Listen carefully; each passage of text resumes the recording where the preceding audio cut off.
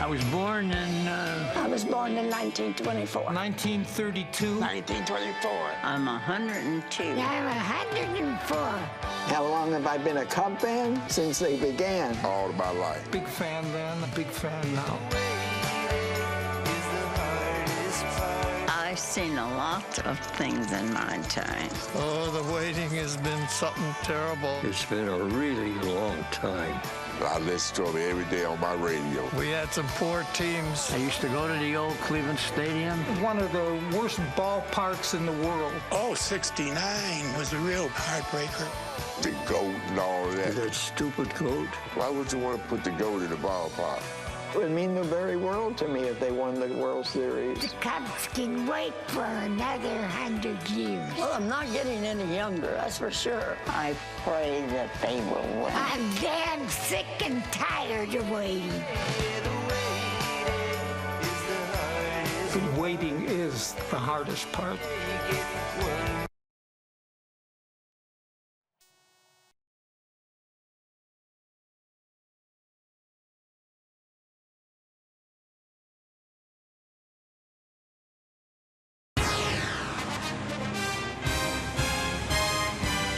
The waiting is almost over for one of these two very proud franchises as we get ready for Game 1 of the 2016 World Series on Fox.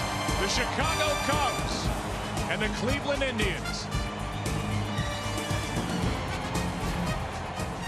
And now welcome inside the broadcast booth, everybody. I'm Joe Buck, the Hall of Famer. John Smoltz is coming right up. Well, let's talk about the Chicago Cubs. They were the game's best team in 2016. They won 103 games. They led from the beginning, basically, and hardly ever looked back. And they were created for the postseason in 2016. Theo Epstein taking over in the fall of 2011.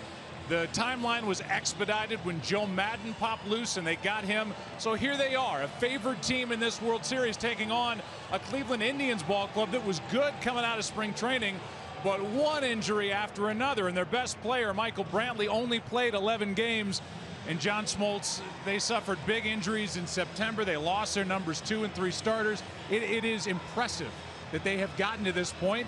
They are the underdog again, but they kind of like being in that spot. They do, and they're not going to admit it, but maybe a small chip on their shoulder. This is the team that can't do it. You mentioned the injuries. You mentioned what they overcame. They lost their starters. Not supposed to beat Boston. Not supposed to beat Toronto. They did it with tremendous strategy. They embody their managers, fierce, competitive, and they used that bullpen. So for Cleveland, they had to overcome a lot. For the Cubs, they were built for this. Joe Maddon has been preparing them for this journey. What a series this is going to be. Yeah, it's going to be fun to watch this thing unfold. Meanwhile, as you look at this pitching matchup, this is how it should be, right? This is ace against ace, number 1 against number 1. John Lester, Corey Kluber. Yeah, what the Cubs have is depth, and what they have is Lester, the hottest pitcher in baseball. You look at those numbers, it's going to be power fastball, power cutter against a guy, by the way, Cy Young Award winner. And if you like the ball to move, Corey Kluber's your guy. Slider curveball combination about as good as it gets. Well, we can't wait. First pitch is coming up right around the corner. World Series game number 1 next on Fox. They say it waits for no man. Well, these teams have waited a combined 176 years since either has won a World Series. It's been 108 years since the Cubs won their last championship. 1908 was the year. Teddy Roosevelt, the president, and the Model T rolled off the assembly line for the first time. The Indians last won 68 years ago in 1948. Truman was president. And new styles and trends were embraced by the country. It's only a matter of time before one of them is champion again.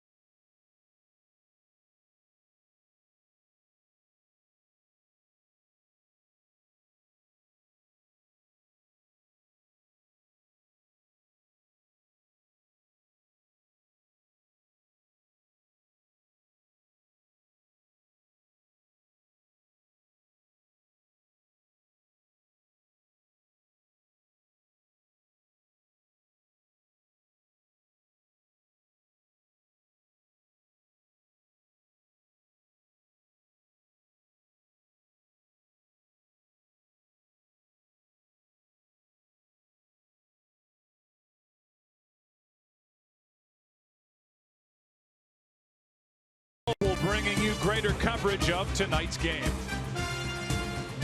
What's the weather tonight on October 25th? 50 degrees. Wind is in from center. No rain in the forecast tonight. Let's get out to the field and say hi first to Ken Rosenthal. Joe, the World Series is starting off with a big surprise. Kyle Schwarber blew out his knee the first week of the season. Hasn't appeared in a major league game in more than 6.5 months, but he's in the Cubs lineup tonight, batting 5th as the DH. Schwarber said he might cry at some point after taking such a long road back, but the Cubs view him as an offensive freak, and Joe Maddon said he could run into one very easily. Frankly, the Cubs' other lineup adjustment might be even more shocking. Chris Coghlan in right field for Jason Hayward, the $184 million man. Hayward looks lost. He's only 2 for 28 in the postseason. Coghlan has only 4 starts in October, 4 at-bats in October, but he had a good second half. Now, for a report on the pitcher who the Cubs will be facing, here's Tom Verducci. Thanks, Ken. Well, the Cubs are facing not just one of the best pitchers in baseball, but one of the best pitches in baseball. The breaking ball of Corey Kluber, well, it's not easy to define, but you can call it a goodbye pitch because he loves to throw that pitch with 2 strikes, and when he does, hitters bat just .091 against that pitch. Kluber is so important to the Indians that manager Terry Francona intends to start him 3 times. Now, no pitcher has started games 1, 4, and 7 since Curt Schilling 15 years ago. Joe, the journey begins tonight. It really does. Talking about the world champion Arizona Diamondbacks. How about the lineup for the Chicago Cubs? Joe Maddon put pen to paper, came up with this. The top 3, Dexter Fowler, Chris Bryant, and Anthony Rizzo. In the middle at 4, 5, and 6, it's Zobrist, the surprise of Kyle Schwarber, and Javier Baez. And then at the back end of it, Chris Coghlan, Addison Russell, and David Ross. Well, 2 #1 starters going at it tonight. And it's not a long list across baseball of legit #1 starters anymore. Glad you're with us.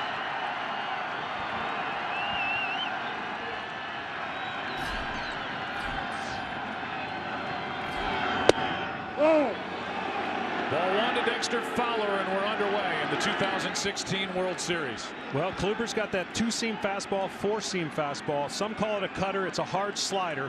And then his curveball, which could be a firm slider. However you want to describe it, it's nasty. And the height of his fastball is going to be something to watch. If he's got low fastball command, then that slider and curveball combination makes it awfully difficult for the Cubs hitters to lay off of it. So watch the height of his fastball followed by his breaking pitches off the same plane as the fastball.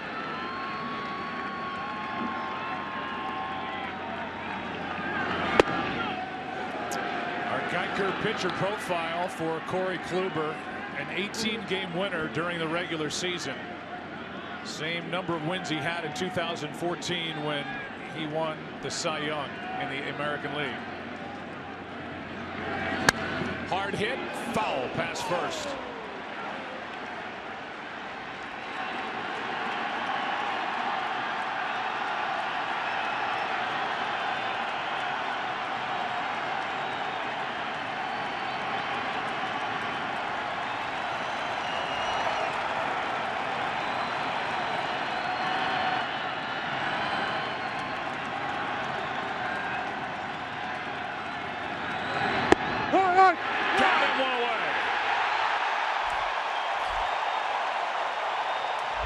And this is the 2-seamer. He starts in, looks like a ball, and comes back over the plate, catches the corner.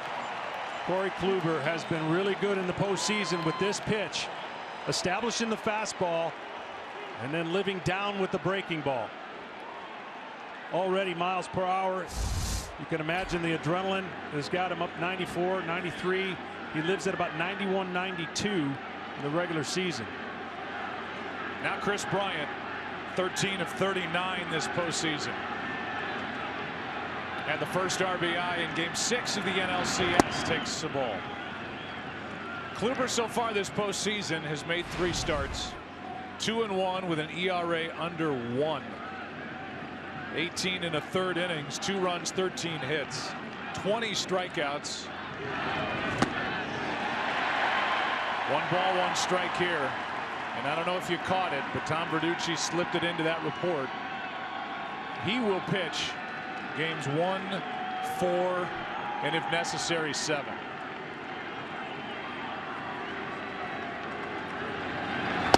That's unless something unforeseen happens. The beauty of the Indians, John, is they have Andrew Miller to pitch the middle innings of ball games, so they don't need their starters to go deep into the night. No, he's not expecting anybody to go 7 innings with the lead, that's for sure. Especially not Kluber with their bullpen. Here's a 2-1. 3 balls and a strike with Anthony Rizzo on deck. You know, early in the postseason, Kluber gave up in the first 3 innings 2 runners each and wiggled his way out of it. Gave up a lot of 2-strike hits, but then after that really settled down. He did get the loss in Toronto, but he has been on his game every inning more he gets to pitch in the postseason. Full count.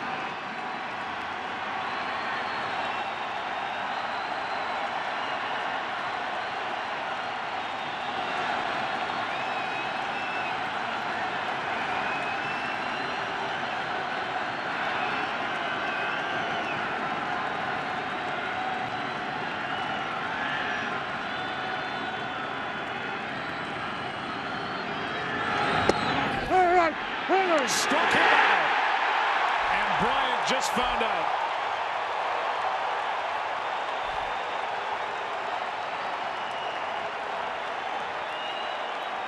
Bryant's not going to like this at about 6'5". He's going to think this ball's down, and he probably has a case. So right now the strike zone good for pitchers early on, and 2 caught looking. Meanwhile, it's so loud in here that Bryant was, I'd say, 3 or 4 steps down the line before he figured out that he had struck out. He thought he'd walked. Here's Rizzo. If you want noise, you've come to the right corner of the world. With the Cavs getting their championship rings and raising a banner tonight, that's foul. Well, the reason the height of that fastball is going to be trouble for the Cubs, if they get that call, the Indians, he then can just spin breaking balls off of that height. To describe his breaking ball is the last minute turn and drop. Hitters cannot stay off of the height of it.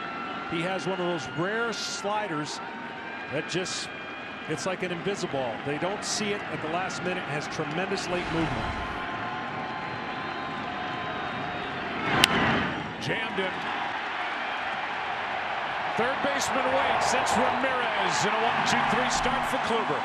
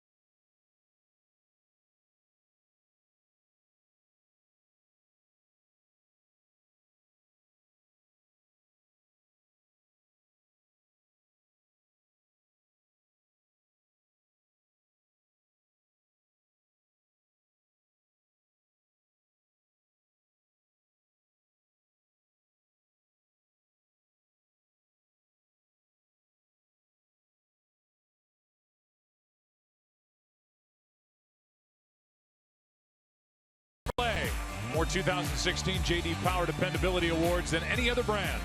And by MasterPass, the simple, secure way to pay. Glad you're with us from Cleveland, Ohio. The Indians lineup, top three. Rajai Davis will lead it off, then Kipnis, then Lindor. The middle three, first baseman Mike Napoli, the DH Carlos Santana, Jose Ramirez. Brandon Guyer, an in-season pickup, bats seventh. Lonnie Chisenhall hits eighth. And Roberto Perez does the catching. He bats ninth. How about the defense behind John Lester? It's Zobrist out in left, Dexter Fowler in center, and Chris Coghlan in right. The young infield of Bryant, Russell, Baez, and Rizzo. 39-year-old David Ross does the catching as he usually does for the left-handed vet, John Lester. Lester has been sensational this postseason. Strike one. Well, he's used a majority of his fastballs in this postseason. You see the numbers, and he's got to keep guys like Davis off base. Davis has faced him 46 times in his career. That's two quick ones. And over those 46 at bats, Rajai has 14 hits, so he's over 300. And when he gets on, he runs. 43 steals in the regular season. John Lester coming right after him. We'll give you the Lincoln Motor Company keys to the game. Well, for Chicago, don't miss the fastball because you're not going to like what's coming after it. So you got to take advantage of the fastball off of Kluber, and Cleveland got to go. No dancing around on the base pass. This team is equipped to steal bases. You steal bases against Lester, put pressure on him, you increase your chances of winning. Struck him out. 94 from John Lester, up and away. And Davis went after it, one down.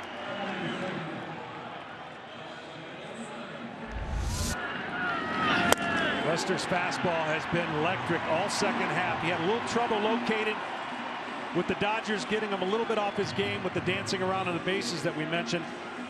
But he has primarily stayed with the four-seam fastball and cutter. Occasionally throws the changeup, but he'll go to the curveball more than the changeup. See what Lester has done over his first 3 World Series starts. Dominant.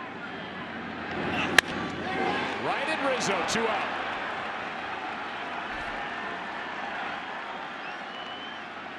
And Kipnis didn't even have to use the services of the bat boy. Just back to the bat rack himself with bat in hand after that. Well, as this series plays on, it's going to be interesting to see how Kipnis' ankle fares. He injured his ankle in a celebration after clinching the spot to get here. Been having treatment on it. So far, we'll watch to see how it affects him as this series goes along. For coverage of this game in Spanish, please tune to Fox Deportes. With 2 out, nobody on, here is one of the young superstars of the game, Francisco Lindor, who is hitting .323 this postseason, while the rest of his teammates have combined for a .192 average. Good pitch from Lester. He's on here in the first inning, a ball and a strike. Yeah, well, the Chicago Cubs, widely known for their great defense, but they're watching and reading the bat head. And what I mean by that is anybody that squares around, they have to come charging and field the bunts. That's up the middle. Another hit for Lindor.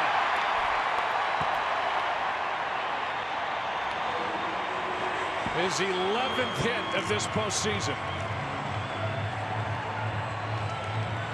When someone steals a base this World Series, all of America scores a free Doritos Locos taco. So baseball fans everywhere want to know who will be this year's taco hero. Keep watching the Fall Classic to find out. You may not have to wait long. Steal a base, steal a taco, only at Taco Bell. We expect Lindor to go. The best case scenario for Lester is if base runners get on, make it be with 2 outs. Less stress. And if they steal a base, do what you've done best. He's been stingy with runners in scoring position all year. We detailed it during the NLCS in a start out in Los Angeles. Lester does not throw over to first. teams try to make him uncomfortable with a running game, whether it's dropping down a bunt, making him field his position, getting a huge lead, making him, daring him to throw over, but he just will not do it.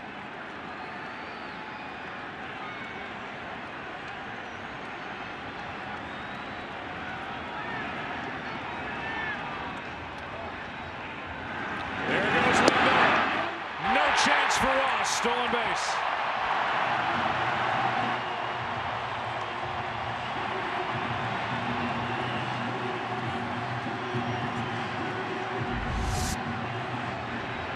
Well, we said it. Once you get that lead, you just have to go as soon as he moves. Lester is quick to home. He'll vary his times, but he's pretty quick to home. You see no decision. This is easy. Just go as soon as the leg comes up. And that's what the Indians are going to have to do to be successful against Lester. So a base has been stolen, which means there's a new taco hero for 2016. Francisco Lindor with a big lead off second. 2-0. Ball 3. So Francisco gets to claim the Taco Hero trophy, and everyone in America gets a free Doritos Locos Taco on November 2nd. Steal a base, steal a taco. Only at Taco Bell. First base runner. Lindor swipes second. Now he waits for a 3-0 to Napoli. Definite green light situation for Napoli. Got to be careful if you're John Lester on this pitch. Perfect pitch. When it's 3-0, the hitter's looking in one area and one area only because he has the luxury of doing that, and Lester painted the corner. Napoli on a one-year deal. He's 34 years old. He's been to the World Series twice before. He has been clutch. Led the team in RBIs this year. Takes a 2-out walk.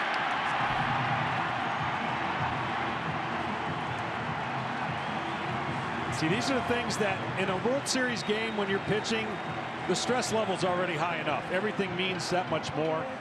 And anything you can do to create or get a pitcher off of his game, that's going to be the goal of the Indians. The difference of the Indians and everybody else, the Indians will take the base.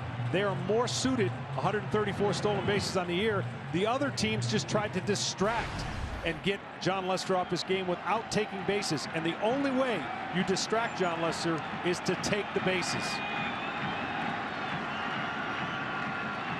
Now Carlos Santana, the DH. Ball 1 misses. Santana popped 34 home runs during the regular season. Was 3 for 18 with 2 home runs for his only 2 RBIs against Toronto in the ALCS.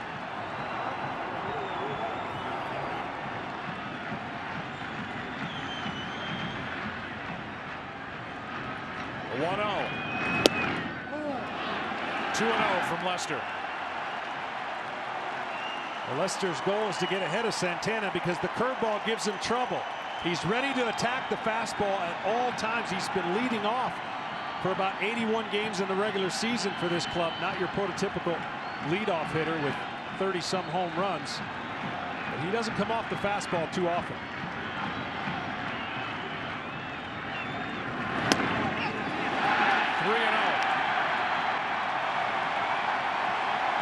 And Ross wants to talk.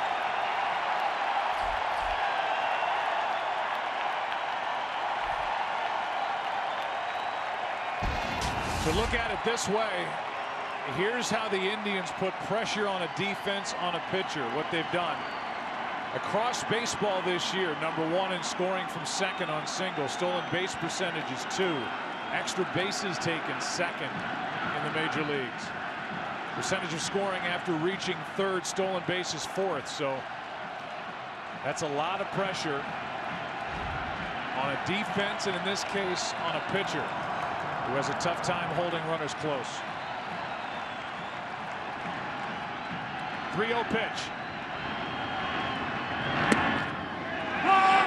3-1.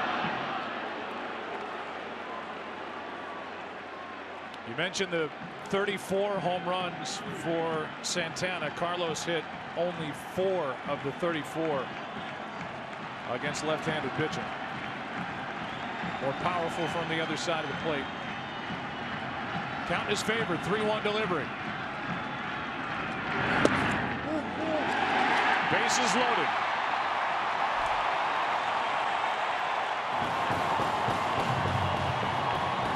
In a regular season game, a 2-out base hit is no big deal, even a 2-out stolen base. But in the postseason, the crowd never sits down. Everything's a rally. You start thinking about things in bigger ways than you normally would. And you got to remind yourself it's 2 outs. And you just got to make a pitch here, get out, reset the brain, and go sit down and get ready for your team to score. This kid at the plate has done nothing but hit all year since he's been in the lineup. And since he's taken over third base, Jose Ramirez, bases loaded, 2 out. Strike 1 from Lester.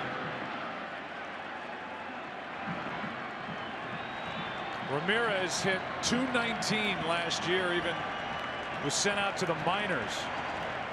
What a year, hit .312, 11 home runs, 76 RBIs. Here's the 0-1. Tough play. That is a hit. 1-0 Indians in the first.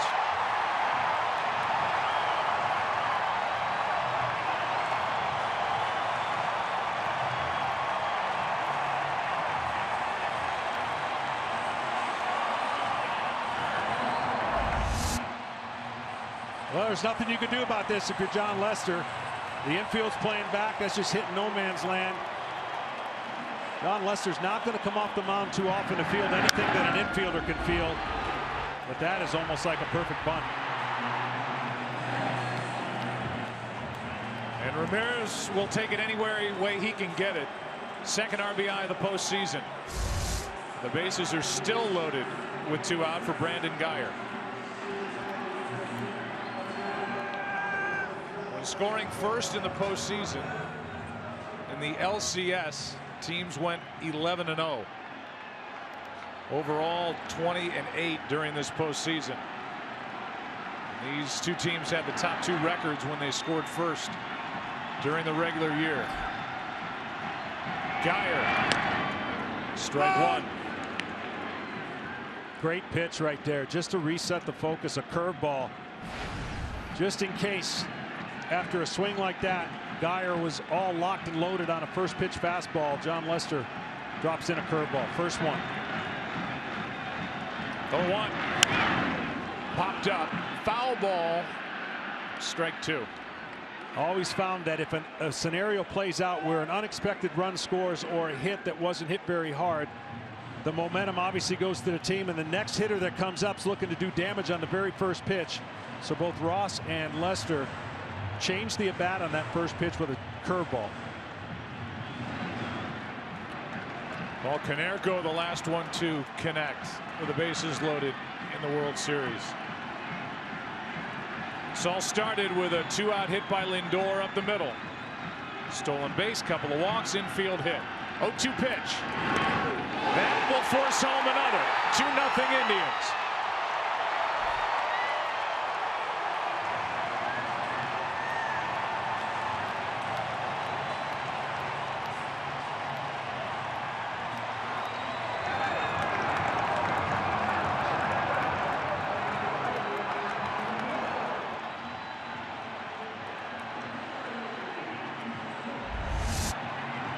This is a cutter, trying to get it through that back knee, but not literally to the back knee.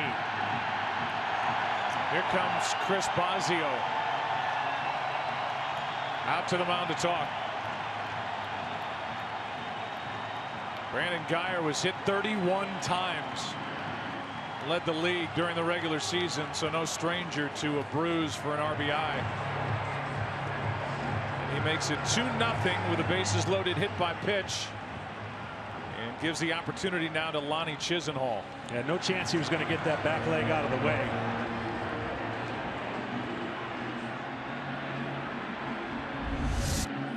This cutter, you watch his back leg, and as they say on the bench, we got ice for that. Chisenhall now.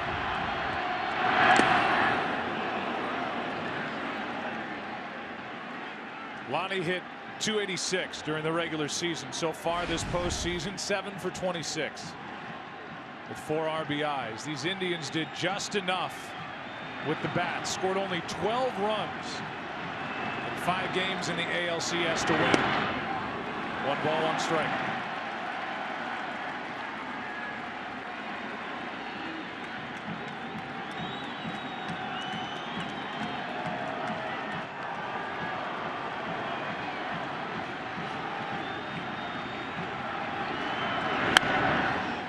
Popped up, foul ball, a chance for Ross. What a play to bail Lester out of trouble. David Ross goes to the screen and hangs on, but the Indians strike first. This ends a long first inning in game 1. Cleveland on top 2-0.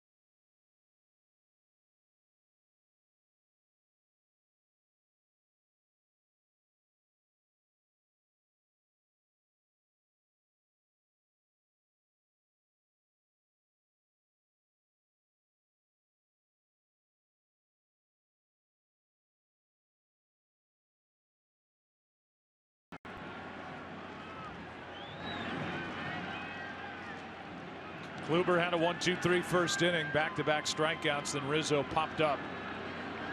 It'll be Zobrist, Schwarber, and Baez. Chicago down by 2. Kluber pumping strikes. Zobrist 6 for 36, 3 RBIs this postseason. But in that cleanup spot, protecting Anthony Rizzo, who hits 3rd for Joe Madden. That's it at the knee. Strike 2. Kluber really is no different than Kershaw. If he gets 2 strikes on you, lights out. 121 average when he gets 2 strikes on the hitter.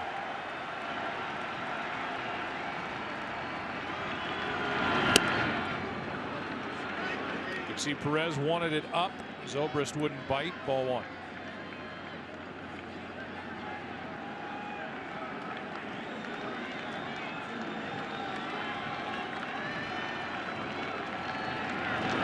That's into right center field. It's going to get down and go to the wall. Zobrist will dig for second, think about third, but hold with a leadoff double. A 1-2 pitch, and Zobrist hung out a line drive. Well, to get Zobrist out, you're going to see this breaking ball, but his swing path almost cuts it in half, right? It runs right into the barrel of his bat. That pitch was up in the zone way too much. When Kluber's good, that pitch is down. The story of this World Series is the man that's stepping in the box right now. Kyle Schwarber. What a year he had last year. As a rookie, hit 16 home runs and then popped 5 more for a Cubs postseason record in October. But what he's attempting to do, well, it's never been done. No player has ever had fewer plate appearances in the regular season. Been a starter in a World Series, and here he is with 5 plate appearances on his record for 2016. They love him, the Cubs. And they could have had anybody. If they wanted Andrew Miller, who's been the MVP of the postseason on the mound across baseball, the Yankees wanted Schwarber. Everybody wanted Schwarber. The Cubs said, no, we want to keep him. They love his power. They think he could be one of the best hitters on their team and certainly an everyday player next year. But this, the timing and missing all that time, that's what I anticipate Kluber to really rely more on breaking pitches than fastballs. Now, he's tracked and taken about 1,400 pitches off a machine and just got the timing and the rhythm off a machine, but very few off of real live pitching. A little bit in the Arizona Fall League. So as this series plays out here and he's the DH, let's just say for the 3 games, they're hoping he can run into 2 swings that makes a difference with his power. That pitching machine was not wearing a number. Nope. Kluber wears number 28. And that's inside.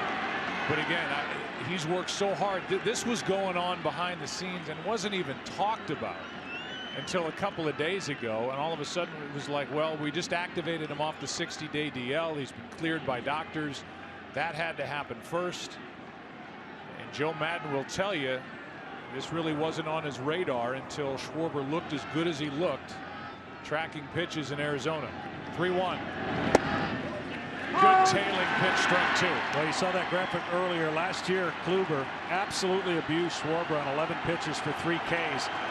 And a lot of that was with that pitch right there. Starting it in. I think you got to go to the curveball or slider right here and just see if he's trying to force the aggressive swing out of Schwarber here on a 3-2 count. Here it is. Struck him out, 1 away.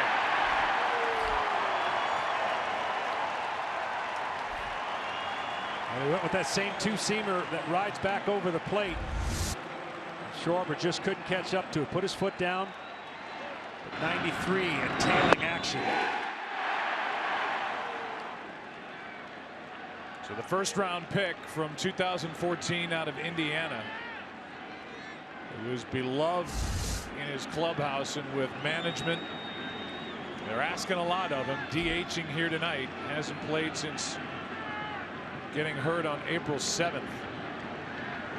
At this level, and here he is, World Series Game 1. He's 0 for 1. Here's Baez. Baez has been outstanding. Was the co-MVP of the NLCS. Strike 1. This will be an interesting matchup for me. I think the fastball becomes a show pitch to Baez. That one was really, you could tell Baez may be looking for a breaking ball.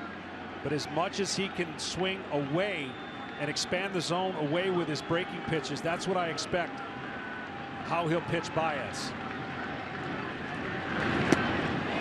Baez went around. Strike 2. And that's awfully difficult for Baez right there. Because it's such a late breaker and he really wants to hit the fastball, he just can't hold the swing.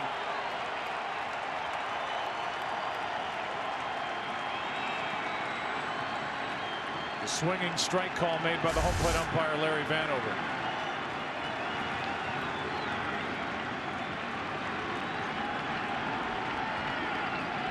The 0-2.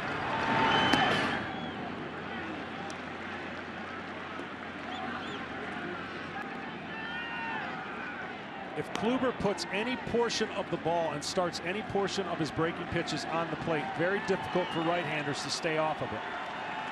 Because he has two different speeds. He has that firm 91-mile-an-hour cutter that he may call a slider, and then the 85-mile-an-hour big breaking ball.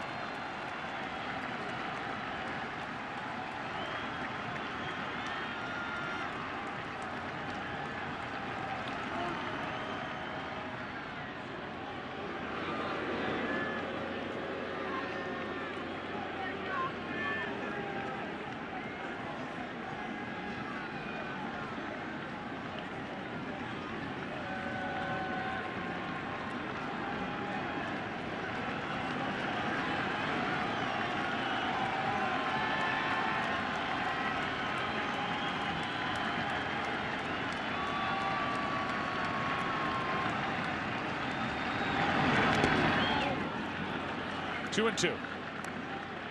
Home plate umpire, as I said, Larry Vanover with Chris Guccione at first base. John Hirschbeck is the crew chief. He's at second. Marvin Hudson over at third. Tony Randazzo is down the left field line. Joe West, the veteran, a crew chief during the regular season. He's in right. Replay umpire is Sam Holbrook. He will join this series on the field when we go to Chicago on Friday. Larry Vanover goes to New York.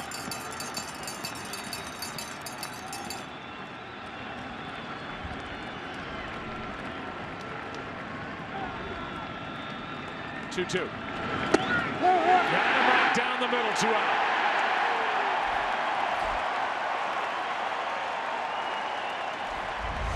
Got him looking away, and he throws the two-seamer comebacker.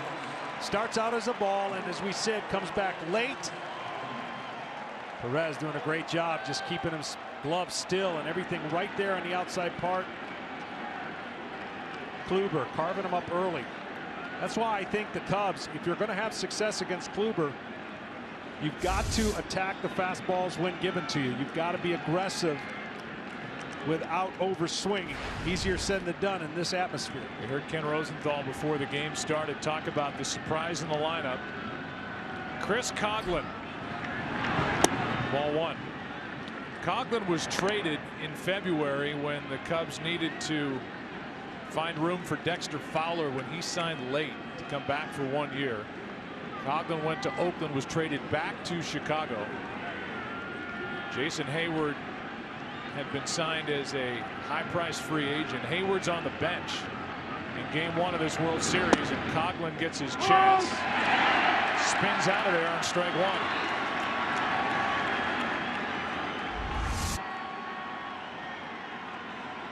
Tremendous movement. Of course, Coghlan on the plate thinks this ball's way inside, only to find out top of the strike zone. Coghlan hitless this postseason, 0 for 4. So he's been sitting and watching. Now he gets a chance to start. Lays off a nasty pitch down and in, ball 2. That's a good sign for Coghlan. That's the pitch that gives him fits. With 2 strikes, look for Kluber to definitely go back in that area. Typical left-hander, down and in, looks good, but if it's down at his back foot, they can't get to it, especially if it's breaking. Kluber with 11 straight wins when getting 2 or more runs of support. The Indians 12-0 during that stretch, and Kluber starts. That's ball 3, and Coghlan remains patient with Addison Russell, who has heated up over the last 3 games, waiting on deck.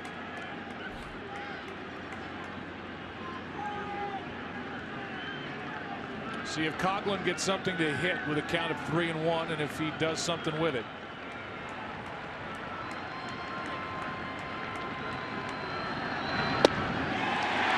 Full count.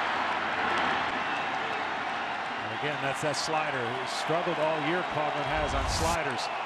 In a perfect spot. Look, all these pitchers have video, and they have all the numbers to support their pitch selection and game plan. Now it just comes up to executing it.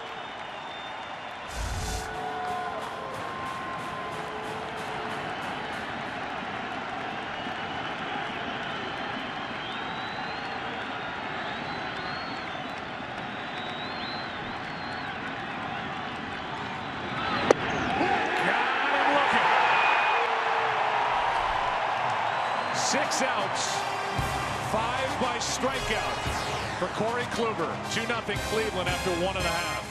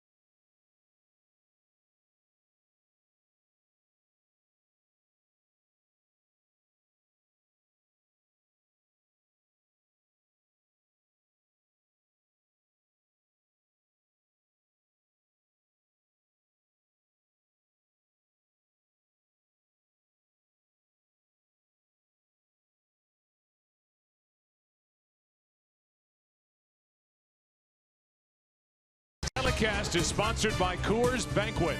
That's how it's done. Up above on this 50-degree night. Tonight's aerial coverage brought to you by DirecTV. If you call yourself a sports fan, you got to get DirecTV. Call 1-800-DirecTV. John Lester had a rough first inning after getting the first 2 outs on 5 pitches. A strikeout and a line out. Took him 21 pitches to get the last out. It took a terrific play by David Ross, his veteran battery mate, back against the backstop on a foul out with the bases loaded to end the first. 2-0 Cleveland. Bottom of the second. Perez first up. Roberto the catcher. 4 hits this postseason. Taking a big rip. Hit only 183 during the regular year. And the catching position for Cleveland as a group, they had 4 guys that shared that spot. Hit 185, which was last in the big leagues. But this, Roberto Perez, the best defensive catcher of the group, and that's why he's in there. 1 ball, 2 strikes. Yeah, they love the way he handles the pitching staff. They don't really care if he hits a whole lot. They'll sacrifice that for his defense. They say he's smooth, he can throw. And of course, when Lucroy did not come here via the trade, blocked the trade, that gave this kid an opportunity, and he has not disappointed from behind the plate. That rides up and away, 2-2.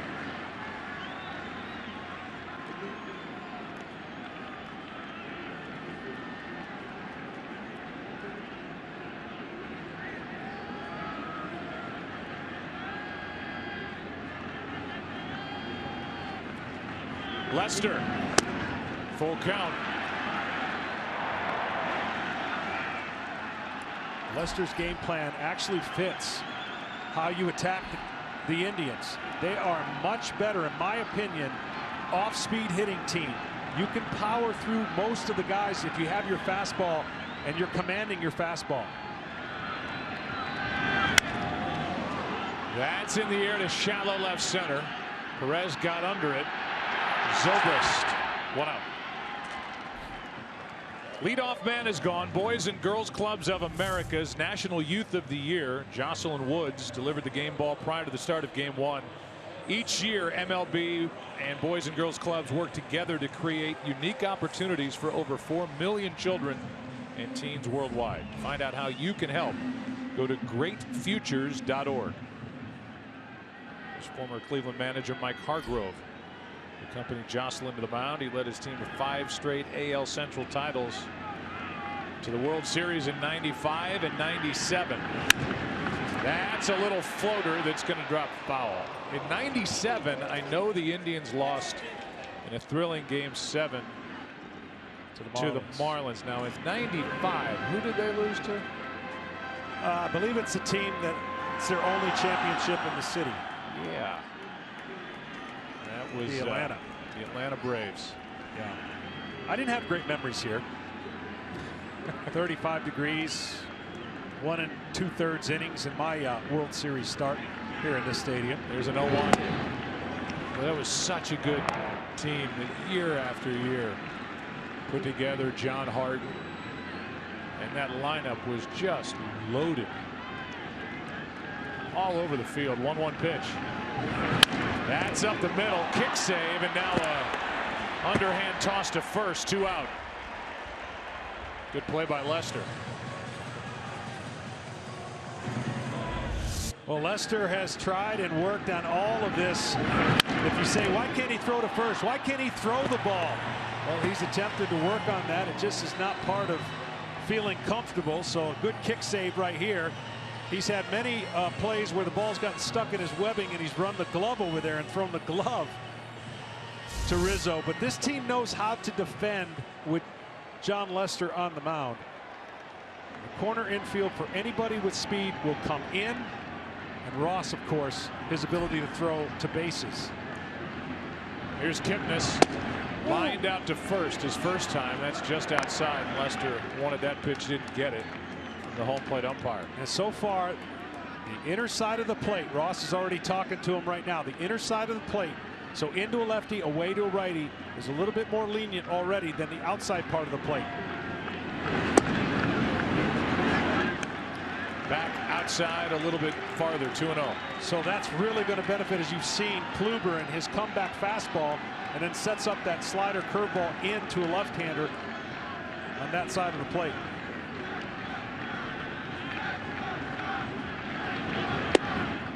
That's a strike. If there is an emotional leader, a heart and soul guy for the Indians, you're looking at him. Jason Kipnis. The guy on deck, Francisco Lindor, is the superstar. Just 22 years old, but Kipnis gets under one and flies one into right. It is caught by Baez, had to reach back to get it as he deals with the wind here in Cleveland, Ohio. Kipnis 0 for 2. Third inning rolls in Game 1.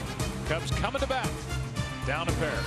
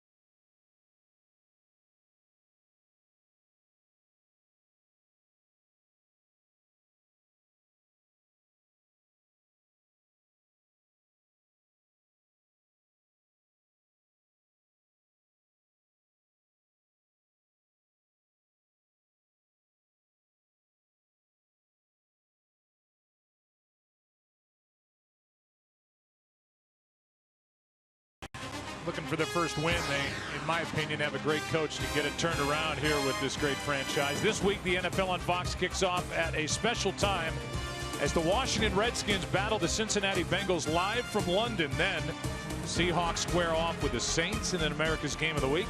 Packers face off with the Falcons. It all begins Sunday at 9 Eastern, only on Fox. And the Browns are tired of the carousel at the quarterback position in 2016 alone, let alone the last handful of years. Feels like since Bernie Kosar hung it up, it's been one guy after another. Here's Addison Russell, good breaking ball from Kluber. His stuff is on. His fastball movement is terrific. Kluber, he's got a good catcher in Roberto Perez, who frames pitches well. Good combination. 2 quick strikes on Russell. That's the pitch Russell can't miss. There's a lot of pressure on Russell. It's a bad matchup for him because curveballs are something he doesn't do very well with, and the curveball we're talking about tonight is one of the best.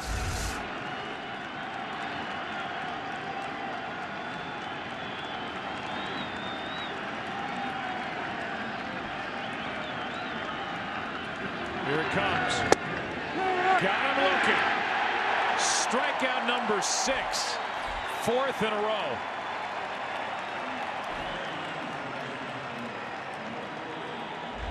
Corey Kluber, I'm going to say, is good to his glove side. And what I mean is that's the left side on your screen plate. His glove side command is so good, and it's affected the left-handed hitters early on and the right-handed hitters. And you see that breaking ball in the spin. Anything that spins down and away, Russell has struggled with. So both pitchers, glove side, one left-handed, one right-handed, both deal with the opposite sides of the plate.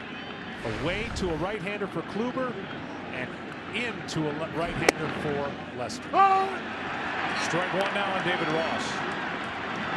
So just so you know at home, when you hear people say he's really good arm side, so arm side would be into a right-hander for Kluber. The opposite, glove side, would be away.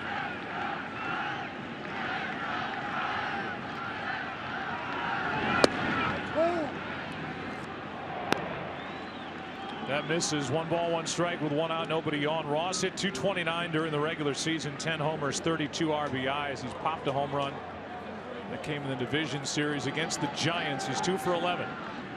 Catching John Lester. That's strike 2. In the 2nd inning, Corey Kluber became the first Indians pitcher to ever strike out the side in a World Series game. He did that to get around a leadoff double by Zobrist. The 1-2. Fouled right side. It will get out of play. So here's the side of the plate that he's most comfortable with. You watch on the lefty, paint. Another one to a lefty, paint. These things are absolutely dotted up. You can't do anything as a hitter unless you are selling out knowing the pitch is going to be there. And right now he is as good as I've ever seen him. The weather's not affecting him. The touch on his pitches have been fantastic, but it's the command of his fastball. And if the Cubs don't pick out one to hit, you can see what's happened so far with the early strikeouts.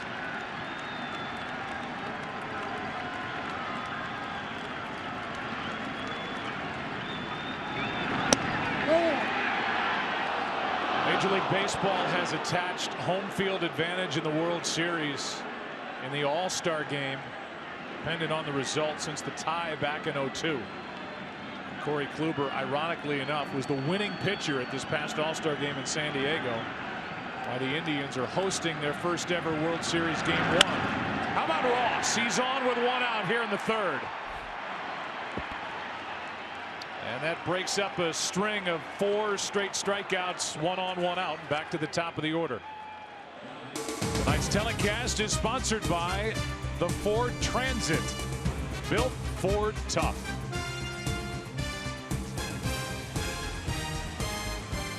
First mistake of the night. He left one up. Oh, I should say second mistake. Zobrist got a double, but right there to Ross. He could have beat him with fastballs away, and he left a breaking ball over the middle of the plate. Fowler struck out his first time. Dexter hit 13 home runs during the regular season. Takes the ball. Tom Verducci, what are you seeing down low? Well, as John mentioned, that comeback sinker is such an important pitch. Actually turned around the career of Corey Kluber. 4 years ago, at 26, he was stuck in AAA going nowhere as a four-seam fastball pitcher. At the suggestion of his pitching coaches, including Mickey Callaway, who's now here with Cleveland, he went to the two-seamer. And that sinker is a bit of a misnomer for Corey Kluber. I call it a runner. Much more movement horizontally than vertically, and he's got it working tonight, guys. 1 ball, 1 strike on Dexter Fowler. Yeah, and if he doesn't dip his shoulder, he'll stay on top of that sinker, which creates that movement. If he gets underneath it, then that lateral movement becomes flat. The 1-1. Tailing action at 93. The hitter gives up on it, and it's a strike. It's 1-2. And so what he can do off of this, see the hitter's reaction. Now if they've got to be honest with that pitch, he can throw that cutter in, and as soon as they move to go hit it, they either break the bat or swing over the top of it. No pitches away so far that have made any left-hander feel like they can go out and get it. Struck him out. Unbelievable run. 7 strikeouts. Through 8 outs picked up by Corey Kluber. 6 days rest has done him well. He knows what his task in this series is going to be. If they're going to be successful, they're going to have to ride this man's starters, this man's ability to start multiple games in this series. 4th pitcher in World Series history with 7 strikeouts through 3 innings. He still has 1 out to get. No one has ever in World Series history had 8 strikeouts through 3 innings. Strike 1 on Bryant. Struck out looking on a 3-2 pitch his first time.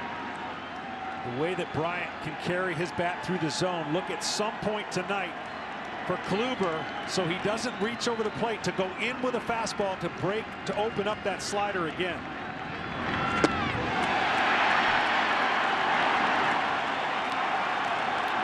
Right now he's basically saying, here comes another one. You're not able to hit it. I'm throwing it in a perfect spot.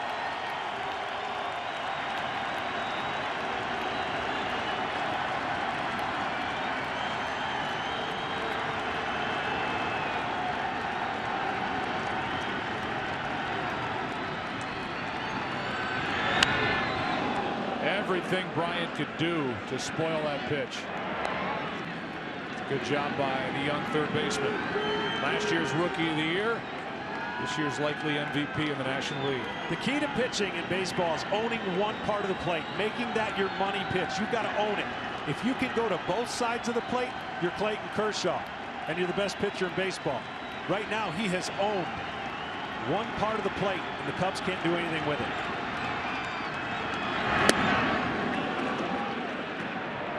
That's the pitch that has effect, right? He was looking away.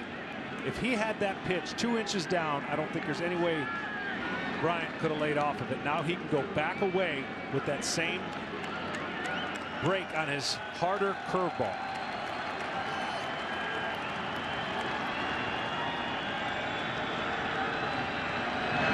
Struck him out. World Series history. Corey Kluber, the first to strike out 8 through 3 innings. Number 28 is on. Kevin Burkhardt, it's all yours. Okay, Joe, this commercial-free break is brought to you by T-Mobile. Welcome to Unlimited Baseball as we take you out to our set here in center field at Progressive Field. We have got Frank Thomas, Pete Rose, Alex Rodriguez. I don't know what you do against Corey Kluber. He's got already the most strikeouts for any Indian pitcher in the World Series. We've seen that two-seamer just ride in. 3 of the best hitters of all time. How do you hit him? What do you do? Well, on a night like tonight, you probably don't. Corey has been dominating. He has Cubs hitters talking to themselves and shaking their heads. And he's doing it with a mix of 3 pitches, fastball, cutter, and a wipeout slider. And the most dominating pitch has been that hit pitch. If you're a left-handed hitter, it looks like that pitch looks like it's going to basically shatter your right hip. And you got to wait in there. Pete, how do you hit this guy? You got to back off the plate a little bit because you're starting the ball inside. It's ended up on the inside part of the plate on the corner. They're all good pitches. They're unhittable. He's a bona fide ace. When he's on like this, I've seen him do it a few times this year. This is why he won the Cy Young a few years ago. But right now, he's definitely on his A game. It could be a long night for the Cubs hitters. What do we think about Lester? Obviously, it was kind of a weird first inning for him. I mean, you don't see him, you know, he's 0-2 on Geyer, and then he hit him a couple walk strange as he settled in, do you think? I think so. They didn't hit him that hard. He got a swing and bunt and hit batsman. So he wasn't that bad. It took him a little bit. I think Larry Vanover kind of squeezed him a little bit in that first inning also. So it's tough sledding when you got a team like this with this type of pitching, and Mr. Miller is in waiting in the zone here for you. Nobody on 2S, and measly ground ball to center field, stone base, 2 walks, and a hit batsman 0-2 when he hit the guy, the batter. That's bad. That's the great thing of having a guy like David Ross behind the plate. He looks like he's got this game back under control, so he should be pretty good from here on out. Yeah, that's for sure. And Pete, you were talking about it before the game. Kyle Schwarber back. Amazing that he's back. Not in Arizona anymore. Corey Kluber's not in the Arizona Fall League. That is for sure. I wish him luck, but he's going to strike out 3 times tonight. Oh, we shall find out, and we will see. Guys, unlimited baseball doesn't stop there. Now fans can stream and post as much as they want with T-Mobile One and unlimited data. This postseason, the Uncarrier asks you to show us who is baseball's #1 fan for a chance to win tickets to every game of the 2017 World Series. We're down to 3 finalists, and now it's up to you to decide. Go to @T-Mobile on Twitter to view the entries and to tweet your vote to Unlimited Baseball and #baseball or office or love. Thanks, fans, for watching the T-Mobile One Unlimited Baseball break. Back over to Joe and John. Kevin, guys, thank you. Away we go. Bottom of the 3rd inning. Here's the last strikeout. And this is postseason game number 1,503. And it's the first time any pitcher has had 8 strikeouts through 3 innings of any postseason game. It just happens to take place here in the World Series, game 1. The man in charge of all the side sessions and all the work that Corey Kluber puts in is Mickey Callaway. And Mickey, man, you got to be thrilled with the way your horse is throwing the ball here tonight. I really am. You know what? He's executing his pitches. He's relaxed, calm, and that's really allowing him to get the ball where he wants to. It'll be 3, 4, and 5 hitters for the Indians here, leading 2-0. That means Lindor, who started the rally in the first, with a 2-out single and a stolen base. We'll get to Mickey after this pitch. Another hit for Lindor.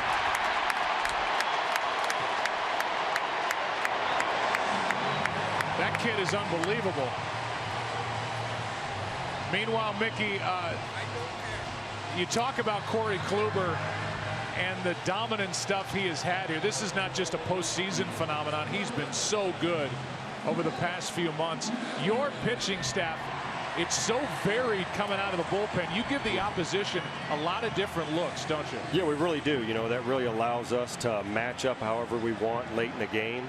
And obviously our starters have been doing a really good job of getting to those guys. So, you know, we feel really relaxed, especially when we get, you know, that 3rd time through the order. And we feel like we can be really effective from then on. After the leadoff hit, here is Napoli. One last question, Mickey, and that is about Andrew Miller, the MVP of the ALCS. What a luxury, because you don't need length out of your starters, and you can bring a guy like Kluber back earlier than you might otherwise. It's nice to have him, isn't it? It really is. You know, like I said, that 3rd time through the order, if we need to, then we can bring Andrew Miller in and make sure that we kind of hold him at bay. So our offense gets an early lead, and then we let the bullpen have it, and there you go. Mickey, thanks for the time, and we appreciate it very much, and good luck this series. Really appreciate it, guys. Thanks a lot. The Indians were #2 in the American League with a team ERA of 3.84. Lindor already has stolen 1. That's strike 2 on Napoli.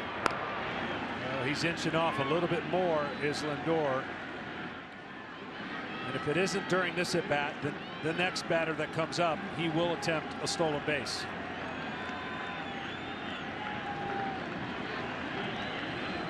See Rizzo just trying to create an illusion by getting in between the base and the runner.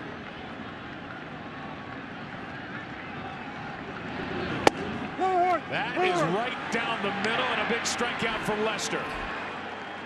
John knows he is in a battle tonight against Corey Kluber, 1 out. Now this situation right here, after coming back and making these 3 pitches to get a strikeout, at some point Joe Maddon is going to pick his spots and throw a pitch out, or at least a high fastball to give Ross an opportunity. If he thinks they're going, that's one way to defend against him. The other way to defend against it, Ross will pick his spots and back pick. In other words, throw behind the runner if he's got too big of a lead to Rizzo to try to pick him off. But this would be the time, I would think, in one of the next 2 pitches, be awfully tempted to throw a pitch out, anticipating Lindor going to second base. Batter is Carlos Santana, the DH. And he left, but Lester won't throw over. It's just crazy. I mean, the mind. He won't throw to first. The last time he threw to first base was the 24th of July in a game against Milwaukee, and the Brewers stole 6 bases off John Lester. And here's a guy who's one of the best pitchers in the game who refuses to throw over to first base just because he can't make himself do it. Yeah, I almost felt that that would have been the perfect time for a pitch out, as you saw that he was going. We talked about it, and it's that Y word that nobody wants to say in golf, other sports. I mean, he's got the yips, throwing the ball anywhere but to the plate with a hitter in the batter's box.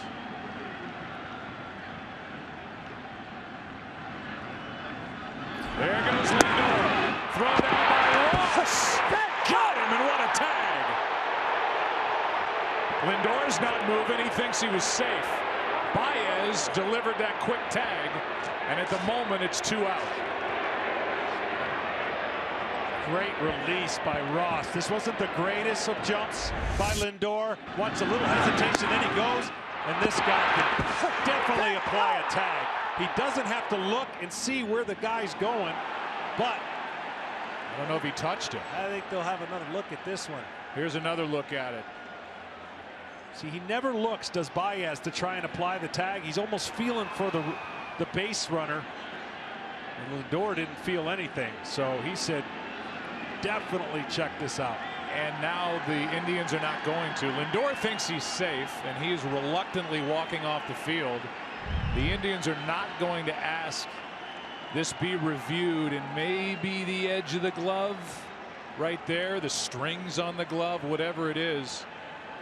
I don't think there is clear and convincing evidence to overturn the call. What a throw by David Ross, and what a tag by Javier Baez yet again.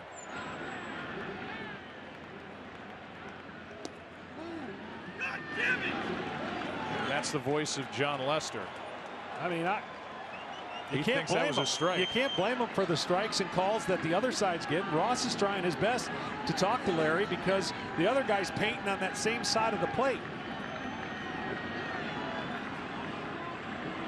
3-0 pitch to Santana. And Lester is hot.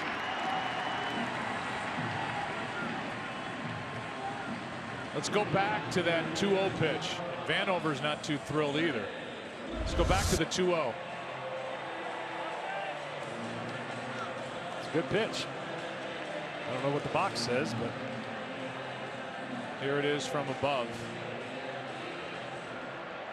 And you could hear Lester screaming. Well, it's just simple. I mean, whether it's a strike or not, you're seeing your guys jump out of the way and get strike calls, and he's been making great pitches, and Kluber just absolutely spotting it up. Batter now is Jose Ramirez, takes the ball. Santana walks for the 2nd time tonight. And remember, a pitcher always sees it differently when he's delivering a ball, the angle that his head is at. It definitely looks good when your catcher doesn't move. There's a good pitch, ball on the strike. And like we all do, we're going to go in afterwards. We're going to go to the computer. We're going to look at those pitches to either satisfy our mind or say, okay, I overreacted.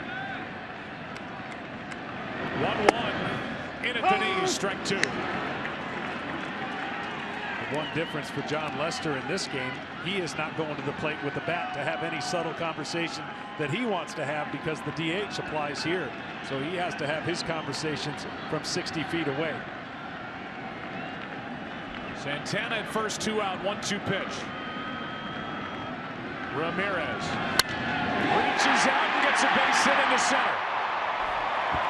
2 on, 2 out.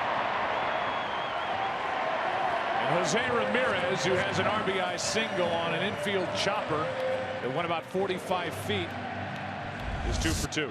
This guy's been unbelievable. We talked about his ability to come and play every day. The injury of Michael Brantley, learning how to play third base. Second base is actually his real position of comfort. But everything that Terry Francona has been able to do, and every guy that they plugged in, have come up big, it seems like, for a year. And unfortunately, Santana coming up lame. He's grabbing, he was a moment ago, his leg.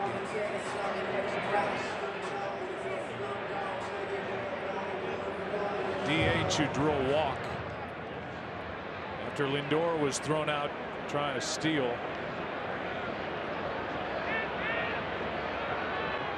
Who knows if it's a cramp? It almost reacts. It almost looks like he's reacting to a cramp.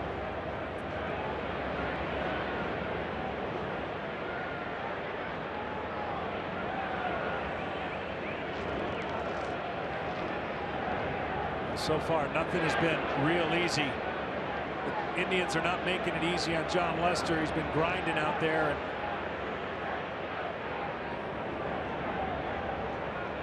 And another 2-out situation for the Indians with runners on.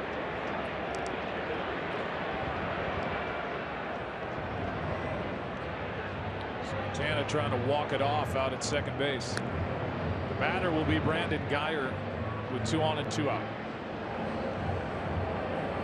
And now they want to get him some water.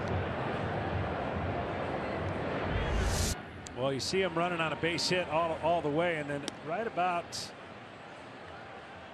there, it doesn't seem like a whole lot until he just almost looks like it's a cramp.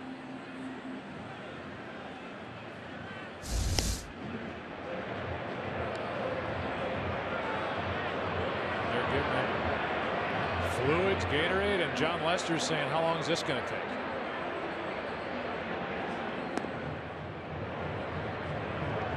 So while they tried to alleviate what you have to guess is a cramp, we'll tell you can experience every postseason moment with MLB.com at Bat, the #1 app for live baseball. It's the only place to get it all. Live radio feeds, video highlights, pitch tracking, StatCast, and much more. Download at Bat today.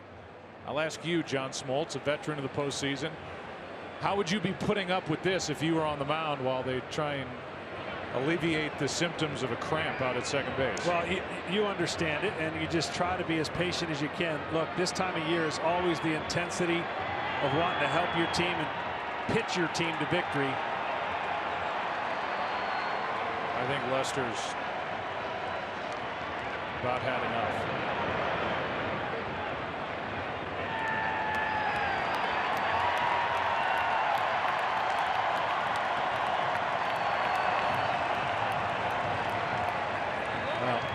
It's going to have to be a gapper, you would think, based on the way he's reacting to score on a hit. But the fact that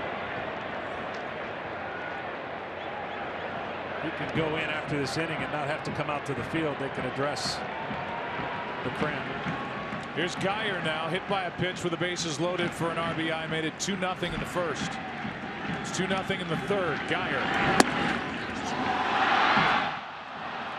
Ball one upstairs as Ross popped up. Ross was trying to go to first base there, just catch the napping of Ramirez. Great chance to do it with first and second. You see Rizzo going back to the bag. But Ramirez was more ready than I thought he would be on that first pitch. 1-0. That is hammered foul.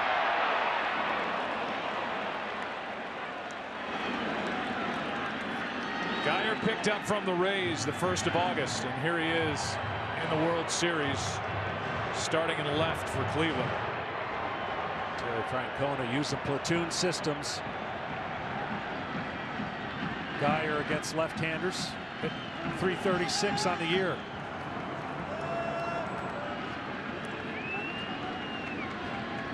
Guyer played for Joe Madden with the Rays, and Brandon here trying to add to the lead, which is 2-0, 3rd inning.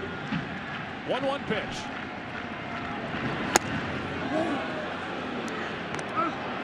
And no swing.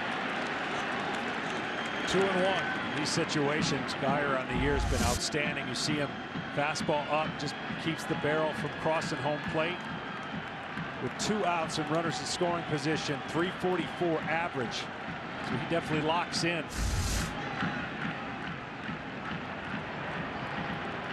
Nice pickup by this Cleveland front office. What a year they had. Mike Chernoff, Chris Antonetti. Chernoff in his first year since being named the general manager. Antonetti getting more responsibilities. Good front office tandem. Here comes the 2-1. 2 on, 2 out. 2-2.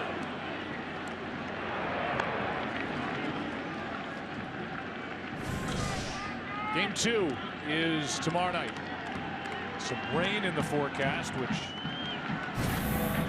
has everybody wondering what kind of a night it'll be weather-wise here in Cleveland. Tonight, 50 degrees. Breeze coming in from center. No rain in the forecast for game 1. 2-2 count. Got him looking, and a good job by John Lester after all that. And he now walks over toward the home plate umpire. Lester has kept it a 2-run game.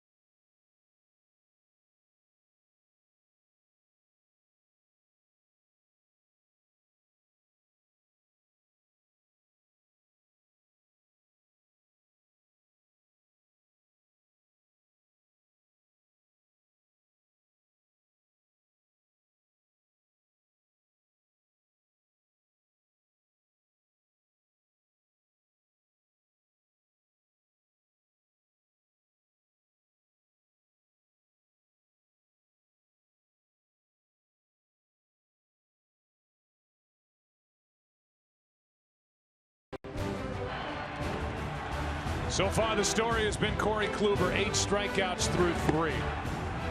Ball is jumping. And he and And the Cleveland Indians lead 2-0. A third of the way through. The career for Corey Kluber, we can give you more on it. Where his season came in statistically in 2016, top 5 in the American League in all those categories. This postseason, he has been the ace, as has John Lester. Kluber originally a 4th-round pick by San Diego in 07, part of a 3-team deal that got him to Cleveland. Boy, has he blossomed. Here's Rizzo, ball 1. Well, all the Indians have done every game is struck out at least 8 in all 8 postseason games. Relievers have more strikeouts than do their starters. StatCast is powered by Amazon Web Services as the count goes to 2-0. You saw John Lester walk off the mound and very controlled. Had a conversation with Larry Vanover. He was frustrated during the inning for not getting some strikes. Vanover took it all in, patted him on the belly and said, go get him.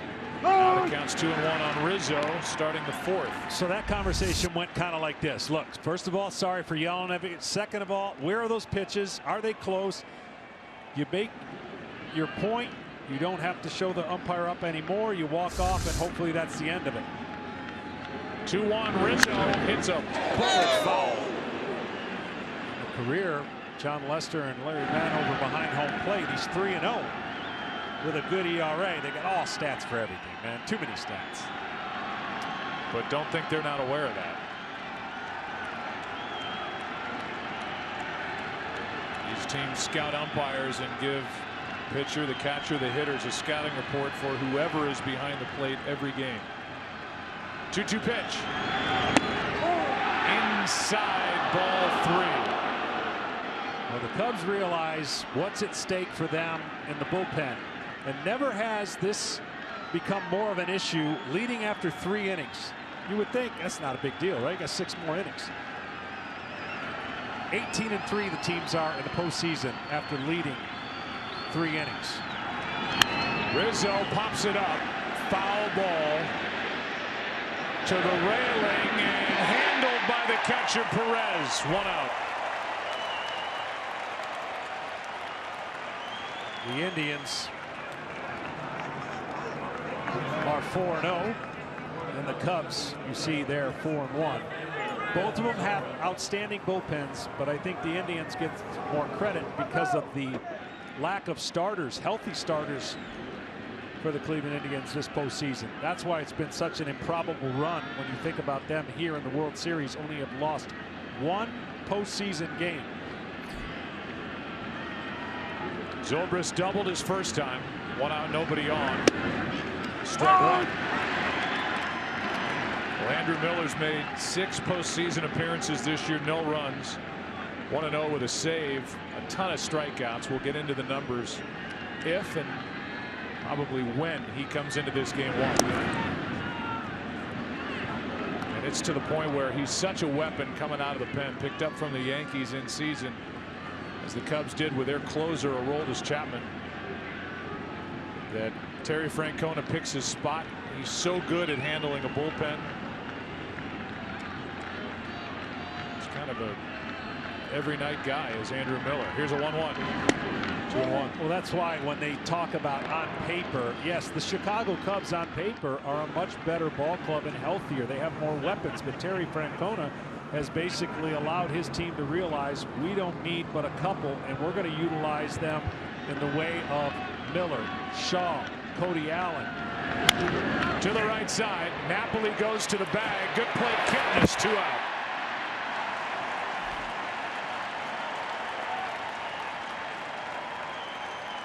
Tonight's telecast is sponsored by Geico. 15 minutes could save you 15% or more on car insurance. And by Taco Bell, steal a base, steal a taco, only at Taco Bell.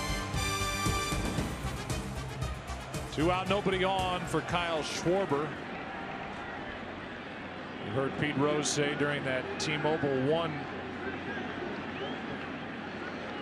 break, commercial free, that he thinks Schwarber will strike out 3 times tonight. I just think this is a monumental task. You're asking a great hitter out all year. He flies one into right.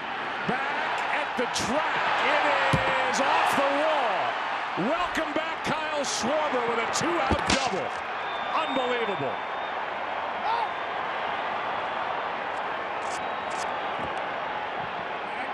Hasn't played in the big league since the 7th of April. And all that work to get healthy with his leg, to get his eye back, to get his timing down, and he rockets one off the wall for the second double of the night for the Cubs. Yeah, incredible. And the wind kept this one from being a home run.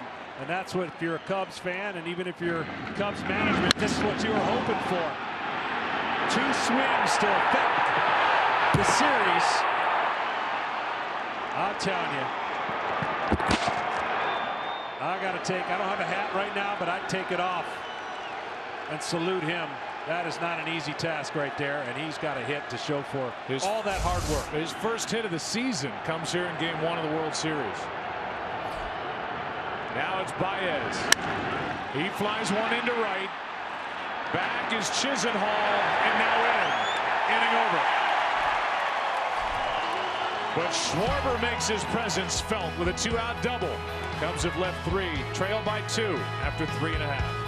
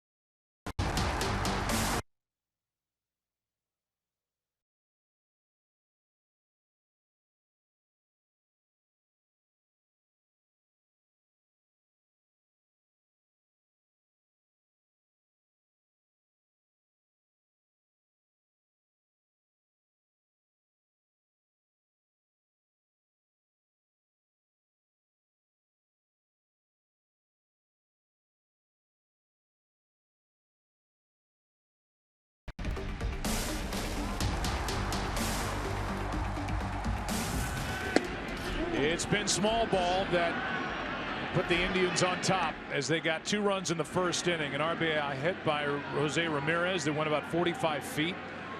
And then a bases loaded hit batsman forced home another run. That's all. Here's Chisenhall, 1 ball, 1 strike. It's a 2-0 game, thanks in large part to the pitching of Corey Kluber.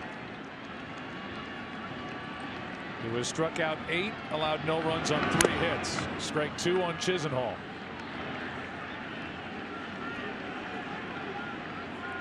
Understand because of the delay you couldn't hear when I referenced John Lester and the voice of last inning when he screamed out to the home plate umpire.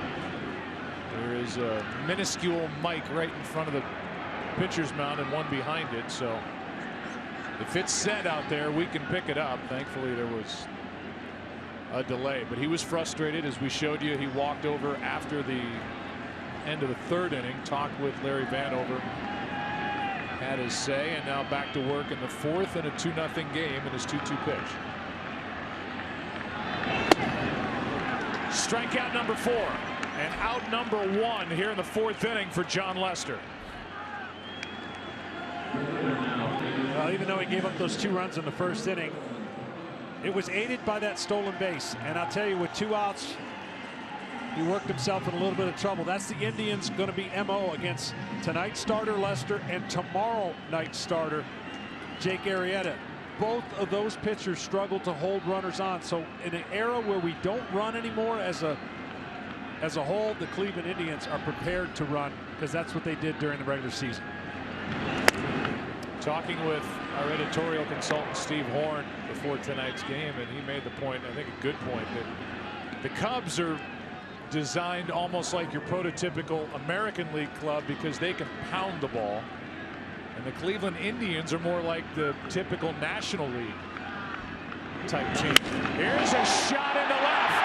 That's pounded and gone. Home run. Roberto Perez. 3-0 Cleveland on top.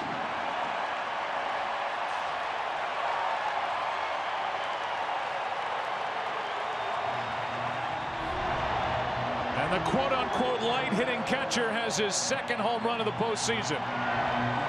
That ball was scorched. And all it has to do is get over that yellow line and left. And it looked like it hit the railing above the yellow line. High fastball, and he was ready for it. Yep, that's gone. And he hit that railing, as you talked about, Joe. And geared up for 1 speed, and he got a pitch he liked.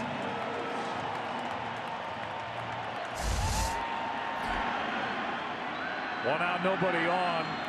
Rajai Davis at the plate. Steve Horn, by the way, has just been fired for making that point that the Indians are more like a National League club, that the Cubs are the ones that hit the home runs.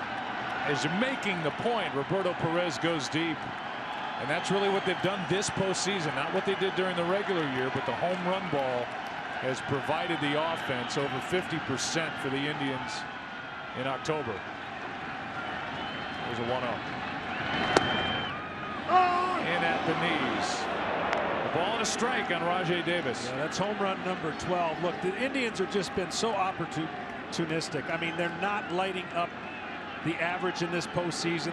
The number 1 and number 2 hitters not getting a lot of hits, but the hits they're getting and the pitching they're getting is just enough.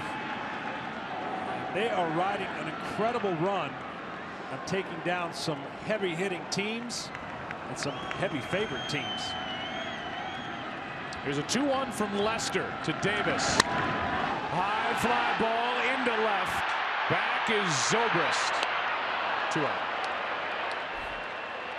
Let's go back to the home run by Roberto Perez. See where the pitch is. Upper part of the strike zone. You see the exit velocity. He absolutely crushes this ball.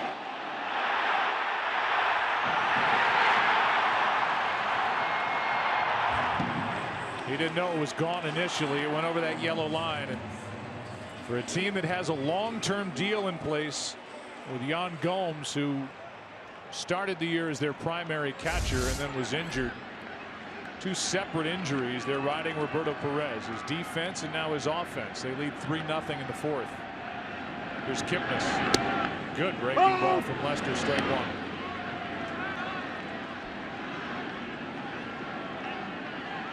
Kipnis sprained his ankle, his left ankle, in the celebration at the end of the ALCS in Toronto.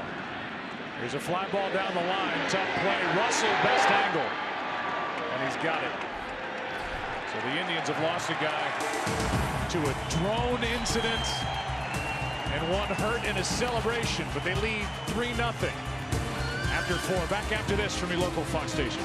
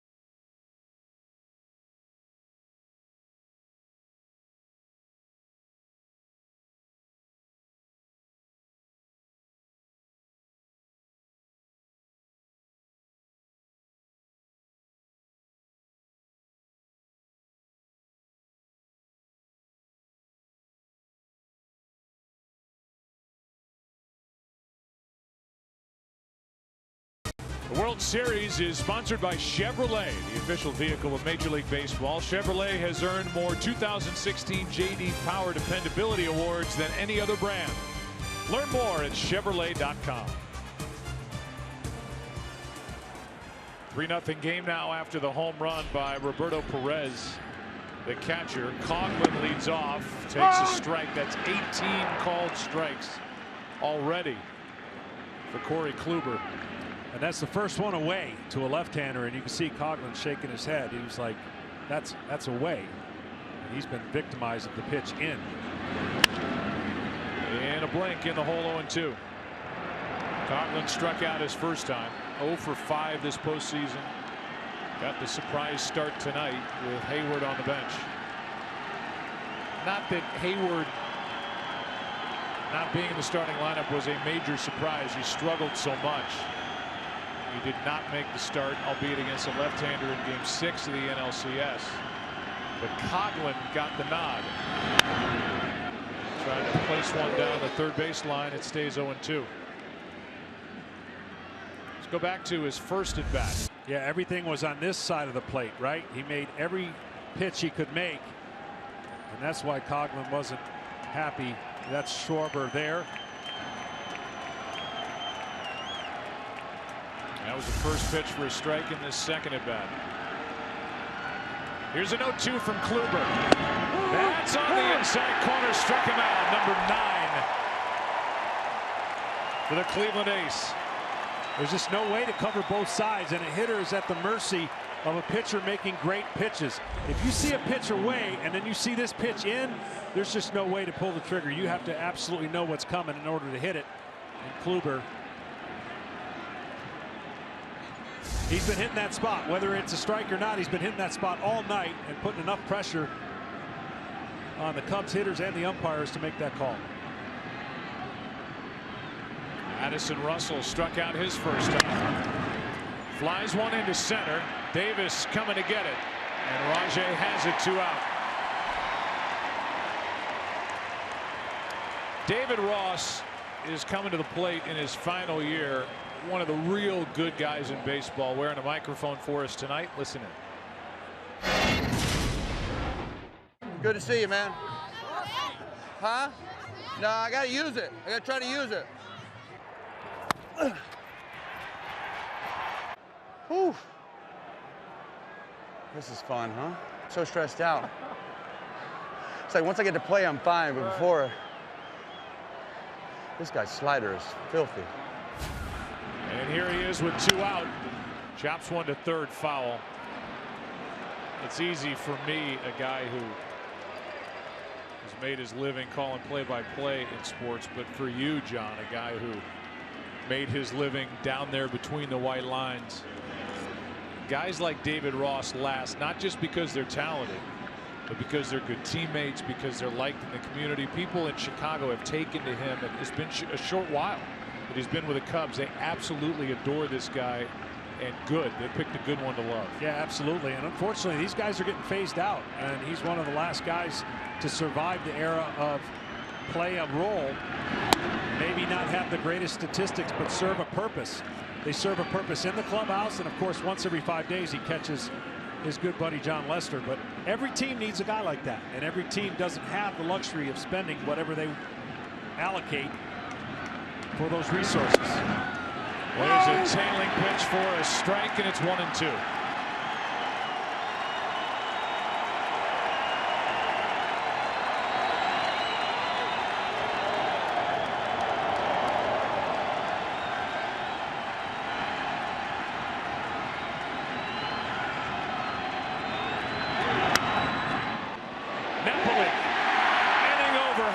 Through game number 1, and it's been Kluber and Cleveland over the Cubs, 3-0.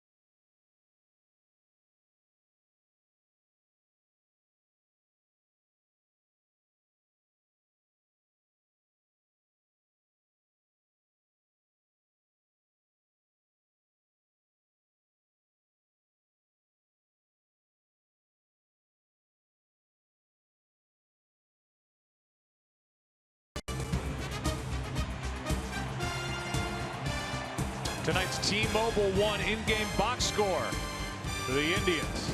Lindor right in the middle of it again. 22-year-old Ramirez, left side of the infield, has been dominant for Cleveland. He's 2 for 2 and a home run out of the number 9 spot. Roberto Perez going deep last inning. Bottom of the 5th rolls in. 3-0 game with Lester back to the hill. Lindor. Strike 1. Yeah, we've got some of the most young dynamic players in our league, and certainly the league is getting younger, but they're prepared, they're mature. The everyday players have come up and they've seized the moment, and they're not really scared by anything. And that's a credit to the amount of playing that they did at a young age. The game has gotten very specialized. Unfortunately, that's part of the reason we have so many injuries too, but guys like Bryant, Baez, Lindor, with all the expectations, they're coming up and delivering right away. That used to never be the case. Here's a 1-1. There are 2 people standing almost exactly 90 feet from each other that if you gave organizations a list of 5 guys you would want to start an organization, a franchise with, they'd be on that list of 5. The guy at the plate and the guy standing at third. Lindor, and for the Cubs, Bryant. Both in their early 20s, both mature beyond their years, both super marketable, and both can just flat out play.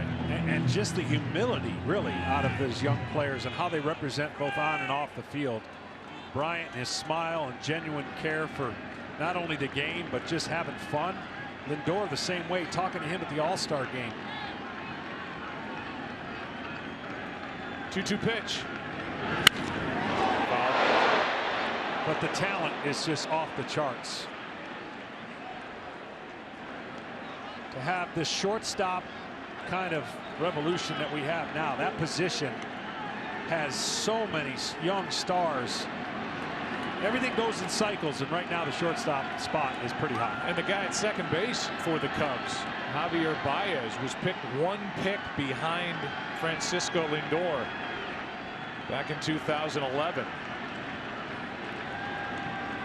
And Baez would consider himself a shortstop. The Cubs have a good one. That is a fair ball. Good play by Ross to get to that before it rolled foul. And Lindor is retired for the first time tonight. Ken Rosenthal is with us, and there were a lot of scouts in attendance at a Florida baseball game when Lindor and Baez were hooking up head to head. There were, Joe, and you go back to 2011. That's the year they were picked 1 selection apart. Lindor number 8, Baez number 9. That game was in Florida, and both these players have similar backgrounds. Grew up in Puerto Rico, moved to Florida at the age of 12. The year before that legendary high school game, they actually were teammates on a travel team, along with another player who went very high in that draft, Jose Fernandez. Oh! Here's a strike to Mike Napoli, who's 0 for 1 with a walk and a run scored.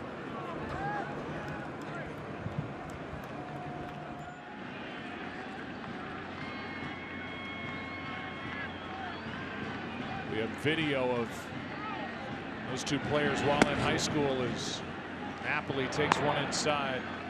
A ball and a strike. You talked about the importance of David Ross for the Cubs. Well, Terry Francona can't speak enough to the importance of Mike Napoli, getting him in the offseason from the Boston Red Sox. Loves him in the clubhouse, and obviously he's produced. We talked to him about that unreal surgery that he was able to come back from, the sleep apnea and the inability to sleep. Can't imagine what he went through, and now he feels better about not only life but playing the game. He's 1-1 in World Series play.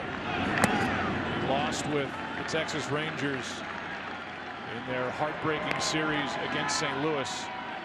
Losses in games 6 and 7, but he won with Boston against St. Louis in 2013. He's been at it a long time. He's clutch. Francona said everybody follows him. Some guys are scared of him. That is in at the knees. 2-2. I just find the irony in his name. Nap. Not able to take a nap. And now he can sleep. Maybe not all the way through, but he can sleep a lot easier today than a couple years ago. 1 out, nobody on. Napoli strikes out. Good pitch from Lester, 2 out. We can save the video for later with Baez and Lindor. Let's go to Tom Verducci to hear more about the sleep issues that Mike Napoli dealt with. Yeah, guys, his sleep apnea was so bad they figured out about more than 100 times a night he would stop breathing. So it was 2 years ago that he had his surgery, bimaxillary advancement surgery, very serious surgery. And he said the difference now is that he's actually dreaming again. That's right. Before he didn't sleep long enough to have any REM sleep. Now he is back to dreaming, sleeping 6 or 7 hours a night rather than 2 hours at a time.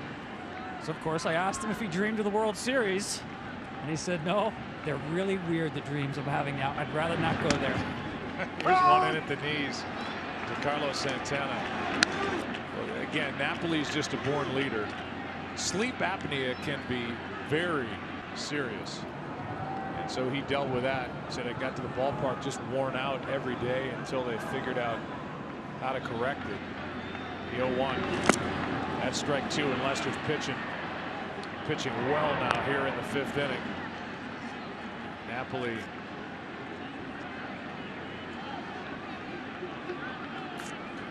referenced it with regard to Terry Francona. He said guys follow his lead. Some guys are scared of him in a good way. Yeah. He's an intimidating guy. That bounces in. 1 ball, 2 strikes. Well, it's just leadership and what he's been through, and certainly Terry Francona knows every scenario you can imagine, having won championships and coming over here to Cleveland. The resources may not have been many, but he's used every resource he's had. They don't have the budget a lot of teams have, but they make the most of it. Dustin Pedroia was kind of the go-between for Napoli and Francona. Pedroia telling Francona, you got to get Mike Napoli. He will make a huge difference. He led him in RBIs. A strike 3 called on Carlos Santana. And Lester's really settled in. He struck out 6, but the Indians lead by 3 after 5.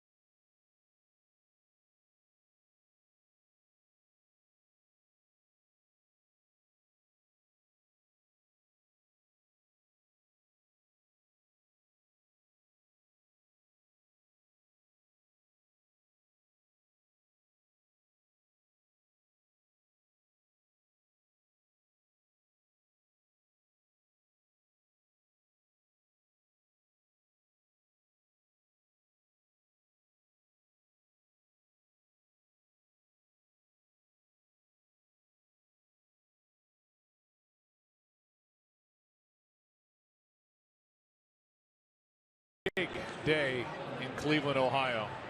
Celebrations all over the place. The Cleveland Cavaliers, who came back from down 3-1 to beat the Golden State Warriors in the NBA Finals in June. They raised the championship banner. They got their rings tonight, and then they won the game.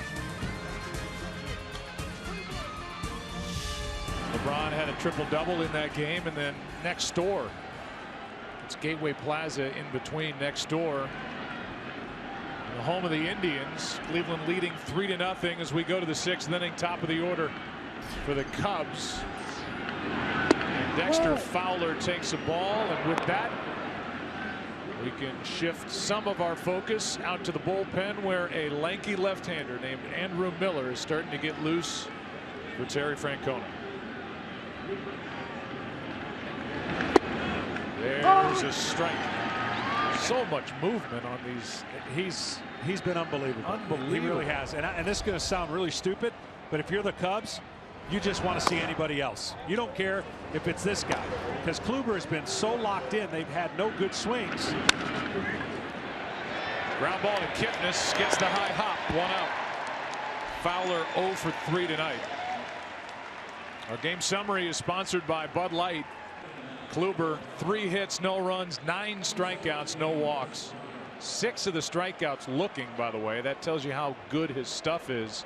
Perez, a solo shot in the 4th, and Schwarber, he comes back out of nowhere and hits a double in his 2nd at bat. Now, I know I'm going to preface this by saying, look, the Cleveland Indians are in a different situation, so they need Kluber more often.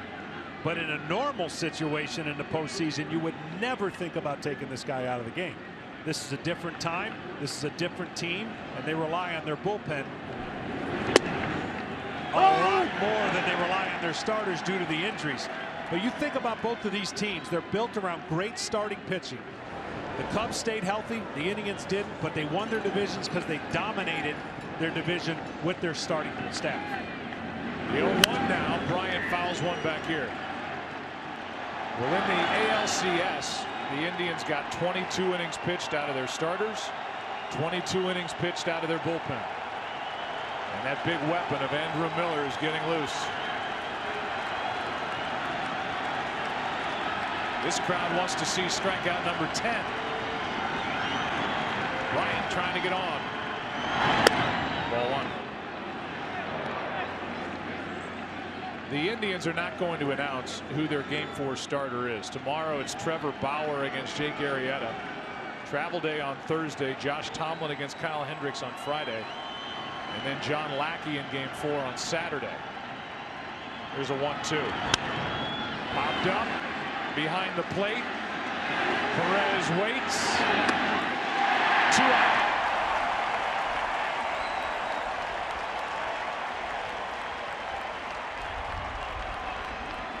And with the bases empty, the batter will be Anthony Rizzo.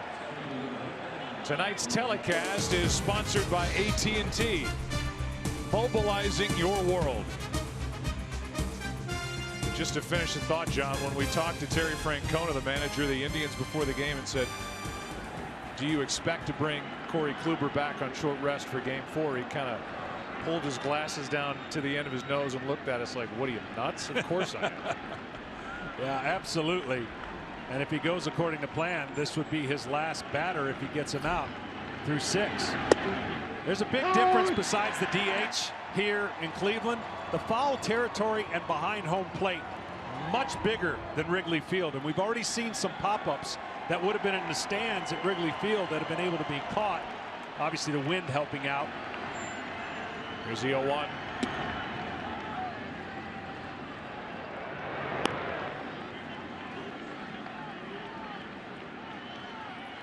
Steady breeze from the start of this game, blowing in basically from center. Might have held the ball that Schwarber hit off the wall in the 4th inning. Held it in the ballpark. Then he was stranded. Nasty on the pitch, down and in, strike 2. And that's all protecting Rizzo from the fastball that he thinks is starting on that plane and catching the inside part of the plate. So he goes in with the cutter slider. No chance for Rizzo.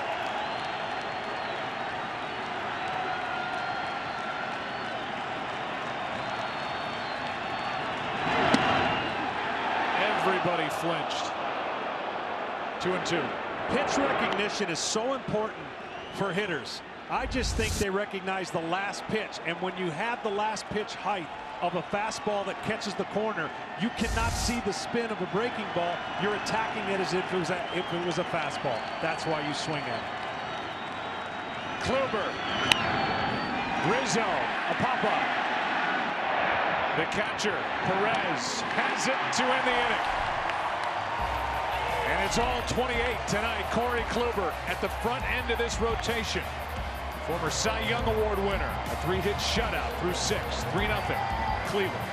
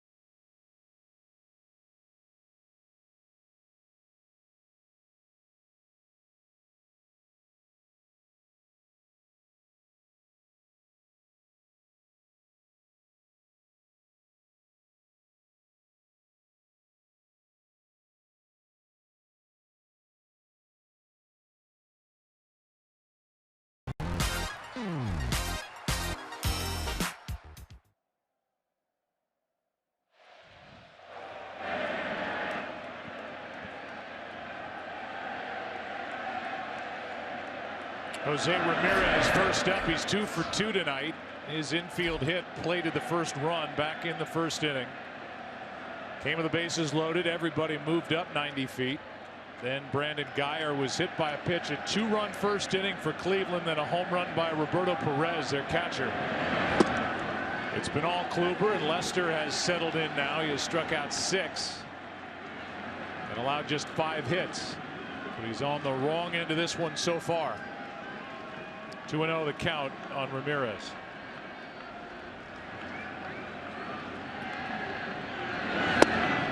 In at the knees, 2-1. Ramirez has been so good this year. It doesn't matter if it's a left-handed pitcher or a right-handed pitcher. Virtually hitting the same. A little more power against right-handers with 7 home runs, but 311 and 312. That's balance. 2-1. We haven't seen a lot of that tonight, as opposed to Lester's last start, which was in Game 5 of the NLCS out in LA. But he and the Cubs won. Showing bunt. Now a shot into right center field. This ball is down into the wall. Ramirez digs for second. He's there with a leadoff double. 3 for 3.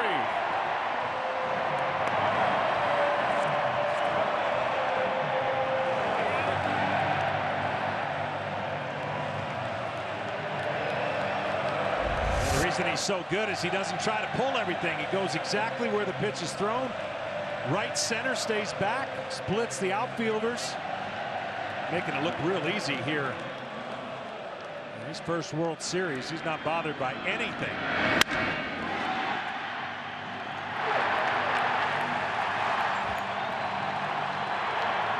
Now the Cubs get action in their bullpen as Chris Bosio comes out to talk to Lester.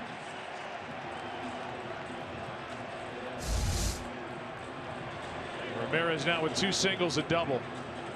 Well, this conversation is going to be twofold. It's going to obviously slow it down a little bit to get the bullpen going, but then talk about the bunt situation.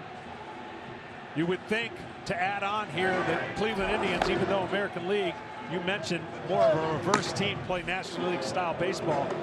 I would think that the strategy would be to bunt. And if you're going to bunt, you bunt to third base, make Bryant field the ball. The batter's Geyer, 0 for 1, hit by a pitch, has an RBI. Ramirez at second with nobody out. 3-0 Indians, and a look back at the runner. But if you trust your hitter that he can hit the ball the other way and possibly drive him in with a hit, you let him swing. A left-hander on deck is Chisenhall. See what Terry Francona decides. Right-hander Strop in the bullpen for the Cubs.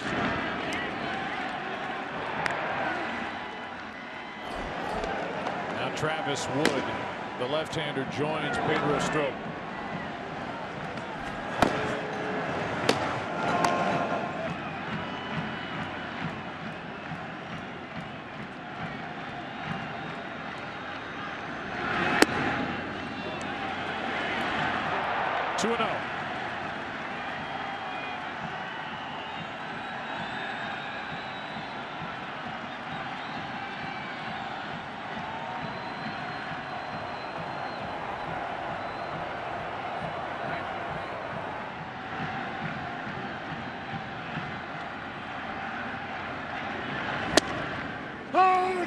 Two and 1 at 93 miles per hour.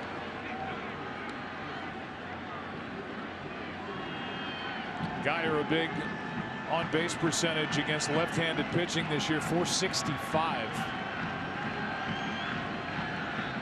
Ideally, Lester would love to get him to pull the ball, either to Bryant or Russell. 2-1. Good pitch down and in, 2-2.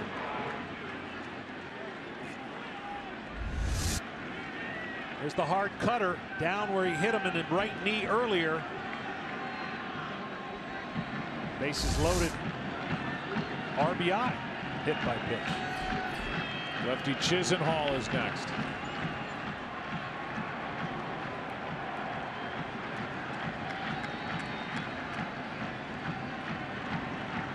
Leadoff double by Ramirez. A 2-2 pitch now to Geyer. Got him looking, and a big strikeout for Lester. Number 7 on the night. Well, that's the side of the plate to go, and both Ross and Lester working hard to get this call all night, and it paid off because that pitch was off the plate. And you can see where Ross was set up, but that has been the lenient side of the plate. I don't care what anyone tells me, the human factor of an umpire always is going to have one side over the other that might have an inch that you can get. Now Chisenhall, runner at second, 1 out. Geyer did not advance the runner. Well hit into left field, but back is Zobrist. A few steps in front of the track. He's got out number 2. And Lester is 2/3 of the way through trying to get around a leadoff double. He is tough. And he is gone. That's going to be it. With the catcher Roberto Perez coming up. Pedro Strop is coming in. 3-0. Indians lead it. Strop will try to keep it that way.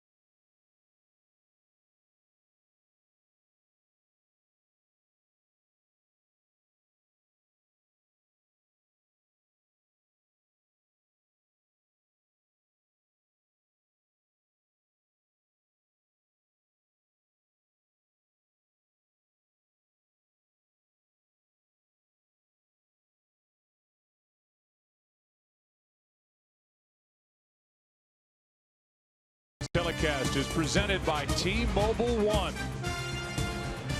There is rain in the forecast for tomorrow, and the rain's supposed to get heavier as we go, and because of that, everything's been moved up an hour. So make note of that. Coverage on FS1 begins at 6 o'clock Eastern time tomorrow night. First pitch at 7:08 Eastern on Fox. So everything's up an hour for game 2 with the hope of getting it in before a travel day on Thursday. Our AT&T call to the bullpen. Here's Pedro Strop after 5 2/3 innings from John Lester.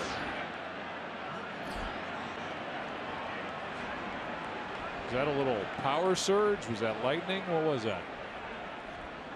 I think just a power surge. But that got everybody's attention. Lights dimmed and then went back to full strength. Runner at second, 2 out, and a swing and a miss by Roberto Perez. Great breaking stuff out of Strop. Electric fastball. Only command issues sometimes get him in trouble. I'm still a little surprised that Ramirez stayed at second base. Second base is not the only base the Cleveland Indians are going to be able to steal or could have stolen off of Lester. Third was there for him, but he chose not to. Check swing. He did not go around. Leadoff double in the inning. Lester a good job to get a strikeout of Geyer. Then Chisenhall on the fly ball to rather deep left. And Pedro Strop, the right-hander who came over with tomorrow night starter Jake Arrieta from the Orioles, is ahead on the count here, 1-2. That's what's amazing about the postseason. It was an innocent start to that first inning. 2 outs, nobody on. Lindor gets on, the one guy you can't afford if you're John Lester. He steals second, then a walk. Just all kinds of things to get 3 outs in the postseason in the first inning was not real easy after getting the first 2. And that's the story. 2 runs in the first.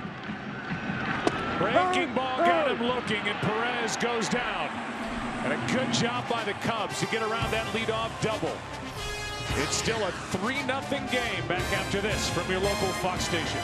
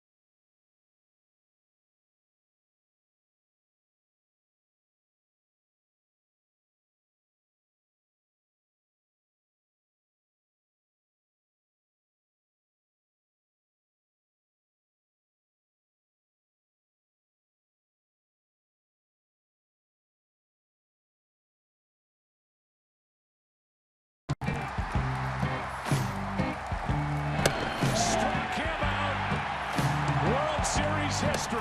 Number 28 is on. And he's still on the mound. 85 pitches later. He works into the 7th inning with a heart of the order. Zobrist, Schwarber, and Baez. Miller's ready. If and when. But it's Kluber up by 3. Good tight breaking ball for strike 1. He's got the video game breaking ball that you have when you're playing at home and making everybody look foolish. That's what he's doing tonight. A 3-hit shutout. Zobrist has one of the hits. It was a leadoff double in the 2nd. In a 2-0 game, and then Kluber, after the double by Zobrist, struck out Schwarber, Baez, and Coghlan. Pretty good stat. 60 straight wins when leading by 3 or more runs for Terry Francona. That's into left field, a base hit, and a good start to the inning for the Cubs. Zobrist 2 for 3. And with Schwarber coming up, we'll see if that's it for Kluber. Here comes Francona, who is 8-0 as a manager during World Series play. 04 and 07. The young man from Coppell, Texas.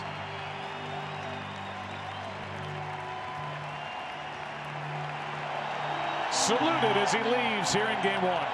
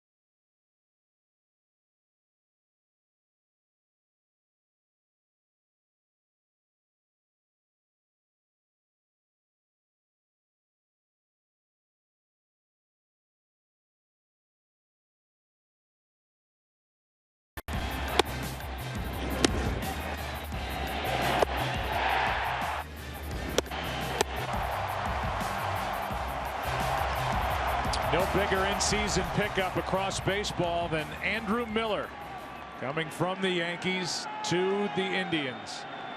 And they had to give up 2 serious prospects to get him. Center fielder Clint Frazier, Justice Sheffield, a left-handed pitcher.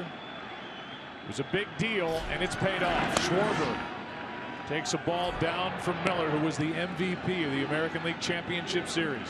Yeah, you talk about not fair for sure. This is one of those matchups. We already described what Schwarber's feeling in his first comeback after the the knee surgery. Try to face this guy at 6'10" with a slider that sweeps across the plate and a fastball that reaches 97 miles an hour. This guy from the third base side of the rubber throws across his body and has angles that are just difficult for any hitter to pick up. Here's a 1-1. That's down 2-1. Meanwhile, the Indians have him under control through 2018 at $9 million per. 88 pitch night for Corey Kluber. Now he hands it off. The ALCS, 14 strikeouts over 7 2/3 innings pitched. Good swing by Schwarber with the count 2-2. Well, one of the things that works out in a player's career, not always, but Miller, failed starter, has now become one of the most valuable commodities. He's learned how to throw strikes. He's simplified his mechanics, and he's a great weapon for Terry Francona.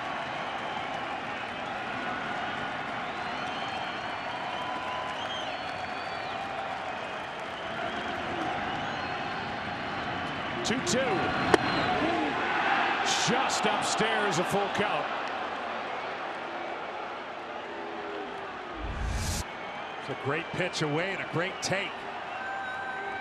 Thinking along with Perez and Miller, you almost think you got to throw a 3-2 slider here to Schwarber, who hasn't seen many like this. Schwarber takes a walk. And with that, Chicago has the tying run coming to the plate with nobody out in the 7th.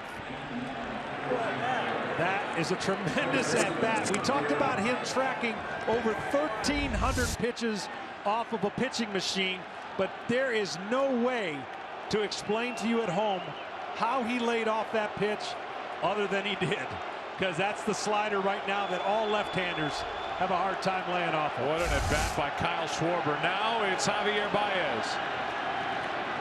Talked a lot about Lindor.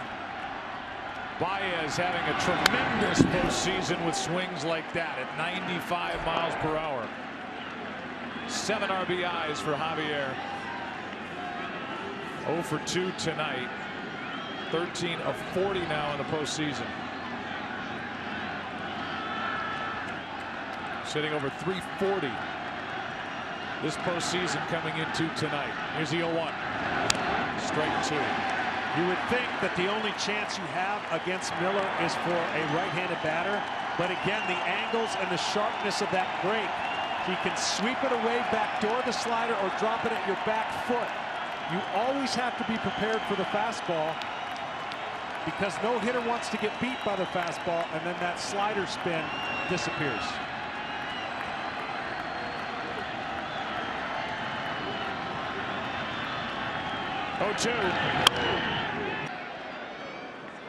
On deck is Wilson Contreras.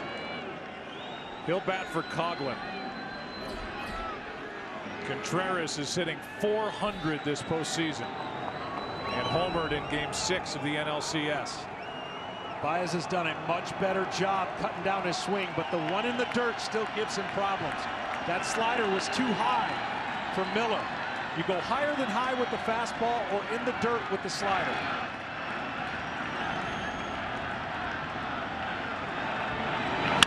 That's into left field, a base hit. It will load the bases with nobody out. Here come the Cubs in the 7th inning with 2 hits and a walk. Once again, this ball's got to bounce. Baez has done a good job cutting down. It doesn't bounce too high of a pitch. And Baez, who does a great job getting the barrel of the bat to the ball, just enough to get a base hit.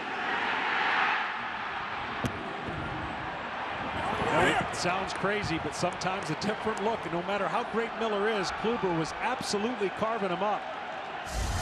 And now another young, fearless Cub comes to the plate.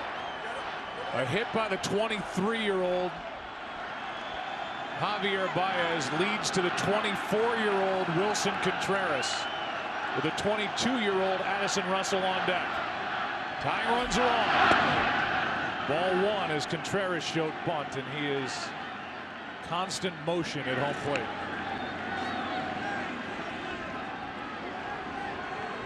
Cleveland has put up 15 consecutive scoreless innings dating back to the Toronto ALCS. Opportunity is knocking for the Cubs.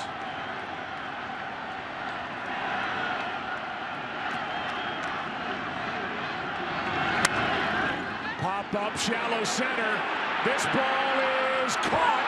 The runner at second took off, but the center fielder Davis didn't see him.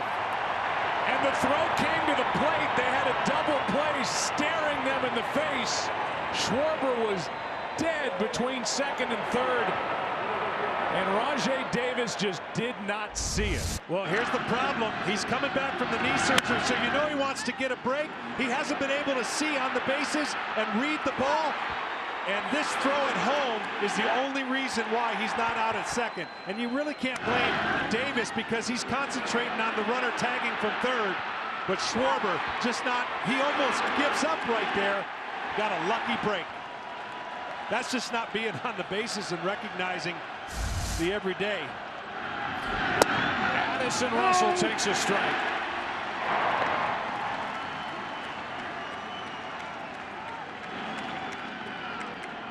Rajai Davis did a good job to cover a ton of ground on that falling fly ball, shallow center. And missed a chance for a double play. Here's the 0-1. Strike 2 on Russell. Well, Miller, another good matchup for Miller. Russell with the big leg kick, trying to get something out over the plate he can drive. Anything down, again, down in the dirt, Russell will not be able to lay off of anything down, and a fastball way up. Trust your catcher. And he'll block it. The 0-2. Struck him out, 2 down.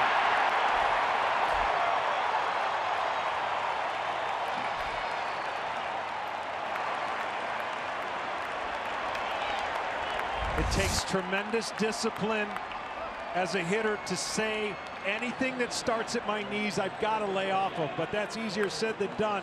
This is the left-handed version of Kluber's slider. And the guy who started this game and who's become a spectator like the result of that. Now the bases are loaded with 2 out. And the batter will be David Ross. Our T-Mobile One in-game box score for the Cubs. Zobrist with 2 hits. Schwarber has a double and now a big walk in this inning. Baez a hit in this 7th, but no damage done yet.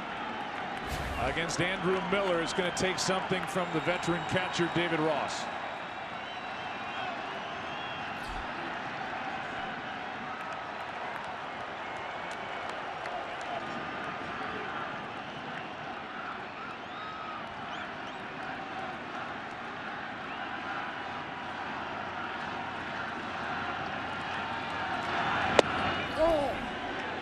Ball 1, and now Miller looks in.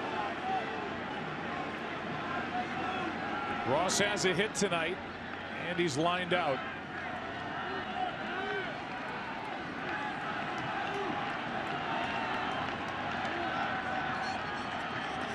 In case you're wondering, the last grand slam given up by Andrew Miller, Ben Zobrist, back in 2011. And Ben and Joe Madden were with the Rays. Right now the Cubs just looking for a hit, anything to get on the board. 1 ball, 1 strike. Such a violent break, coming from an angle, much like Randy Johnson.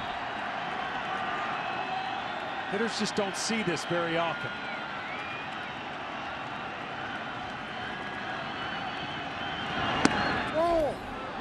That was low, ball 2.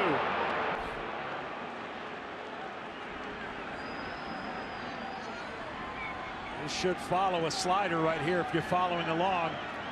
Fastball down, beat Ross. He just took it, got the call, a ball. Now ball 3. Now Ross a little up there in age, got to start the engines a little quicker than most people. 3-1 lock in on a pitch over the middle of the plate. And if Miller has the guts to throw a slider, so be it. You got to be looking to hit one pitch in one area if you're David Ross. In at the knees, full count. And he had the guts to do it. So a good take. And now you throw that complete out of Ross's mind what to look for. Wasn't going to hit it if he pulled the trigger. Same scenario for Ross. And Miller's shown he can throw slider any time, any pitch, any count.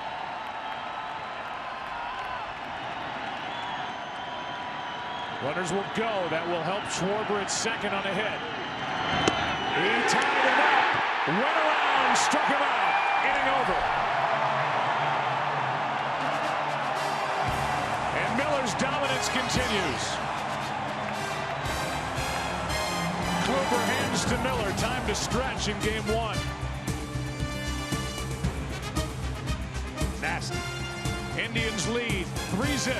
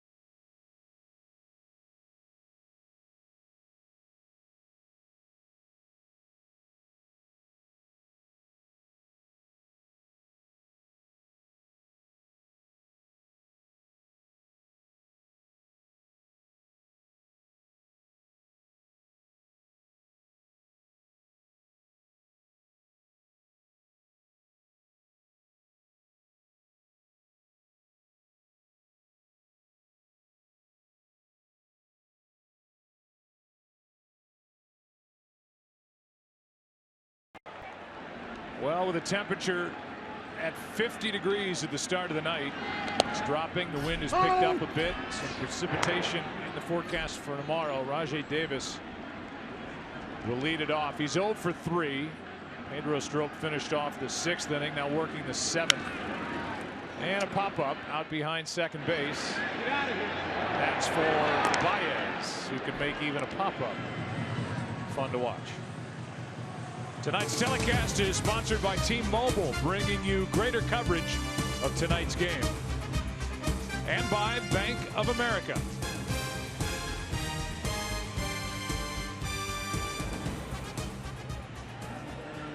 Joe Maddon to the mound. Pedro Strop faces 2 batters, retires them both with a strikeout. Back to the bullpen goes Maddon in a 3-0 game in the 7th.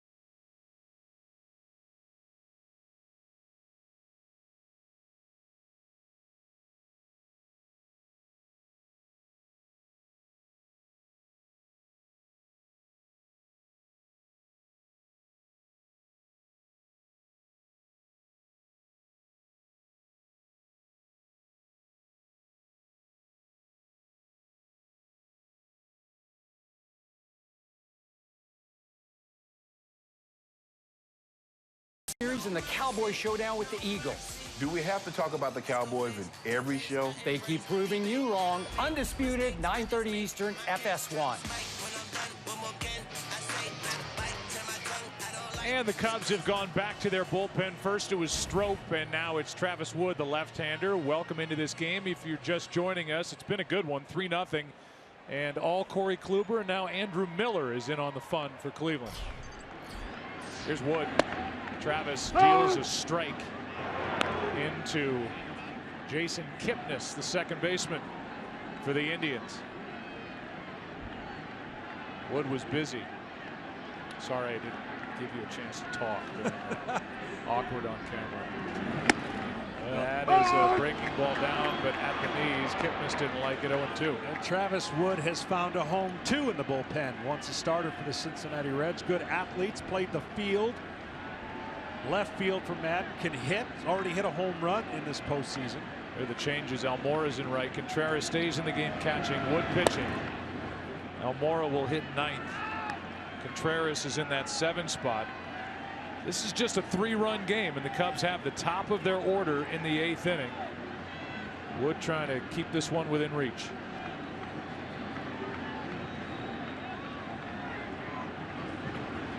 Kipnis. Ball 2. You know, you don't get moral victories in the World Series. So we watch Grimm get ready. But if nothing else, the Cubs know they're going to see Miller several times in this series if it goes much past 4 or 5 games. And to have that tiny success, even though they didn't cash in, see how it plays out. Kipnis, a 2-time All-Star, and a guy who credits the previous manager here with the Indians, Manny Acta, for helping to make him the big leaguer that he is, now playing for Terry Francona, who, we said this earlier in the postseason, I don't think a manager has had more of a hand in a team's success than he did with the Red Sox. Veteran team, the injury to Schilling, the bullpen, using Keith Folk in the right spots. When the Boston Red Sox broke that 86-year curse, if you want to call it that, and won it all in 2004. He won 2 rings in Boston.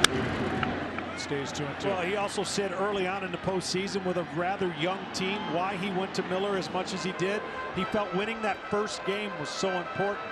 Winning game 1 of the World Series, the last 12 out of 13 winners of game 1 have gone on to win the World Series.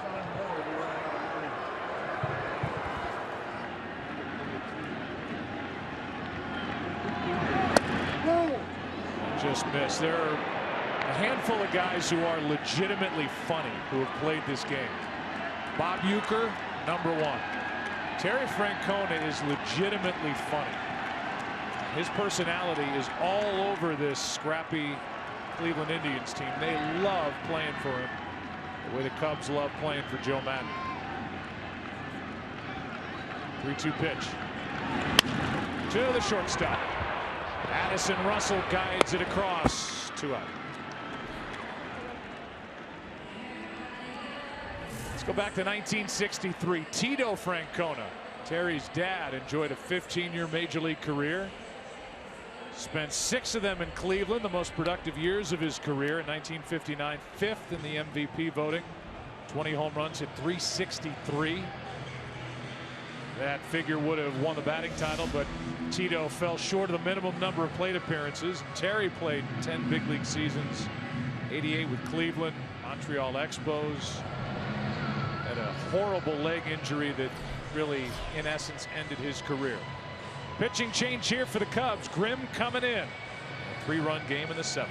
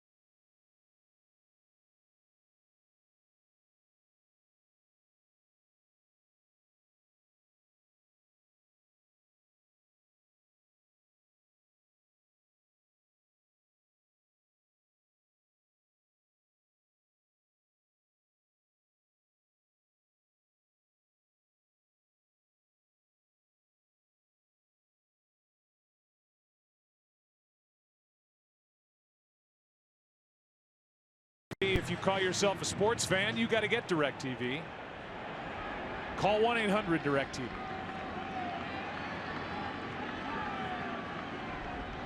Bottom of the 7th inning, 2 out, nobody on. Third pitcher of the inning is Justin Grimm. And another base hit for Lindor. Into right center field. Fowler cuts it off, but it's a double. He's 3 out of 4. And makes it look easy. He's aggressive. He's smiling. He can play. The reliever comes in the first pitch. Looked live that he crossed up his catcher. Catcher looking breaking ball. He throws fastball. Lindor with a double. Let's look at it again. You see what he's setting up. He's got his glove positioned in a way for a breaking ball. I haven't seen that too many times. Nobody on base. Missed the sign.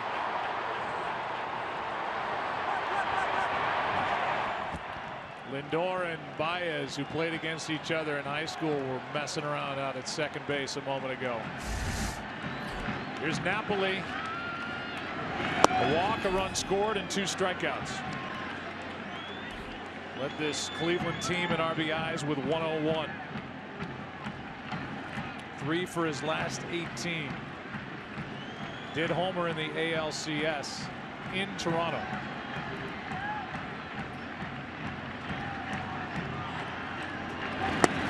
See the way he holds his bat and his swing path. He's got rather long swing, which generates a lot of power when he hits the ball up in the air. And I happened to ask him, I said, man, it sure looks like you got a really long bat. Matter of fact, he does, and he's gone up in weight and size. 35.5 inches. That'd be pretty strong throughout the year. He said he likes using that kind of bat and weight because it then allows him to use his hands more instead of his body. If you use your body, there's no way to generate the bat speed or the power that he displays. Here's a 2-0 from Grimm. Runner at second, 2 out. Good pitch. How weird is it that the Indians, they swept Boston. It only took them 5 games to get past Toronto, and they have not scored a run after the 6th inning in the postseason. That's unbelievable. It really is. Credit to their bullpen, shutting it down. That's off the end of the bat. Rizzo flips for the out. And good work by the Chicago bullpen. Sends game 1 into the 8th inning, and 2 old friends, 2 young stars in the game, having fun. In game 1, the Indians lead at 3-zip.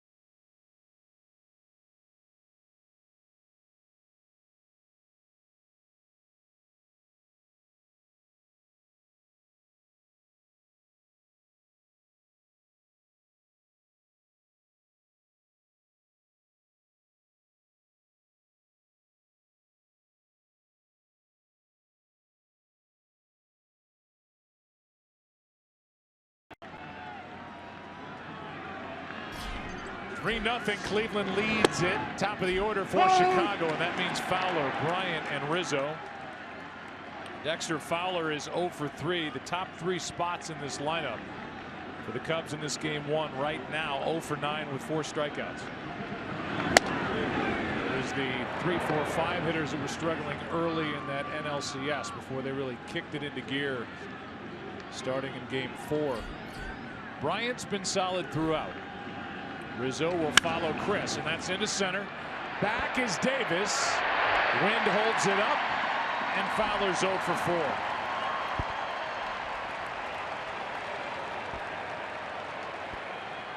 There's our set. And coming up after tonight's game, baseball's most talked about post-game show, Kevin, A-Rod, Frank, and Pete, as they break down tonight's game. That's next over on FS1, or watch it live on Fox Sports Go. Reminder for tomorrow, we are on the air on FS1 at 6 Eastern, not 7 Eastern. Everything moved up an hour because of the rain that's in the forecast for Cleveland. First pitch at 7:08 Eastern. Well, 1 inside to Bryant.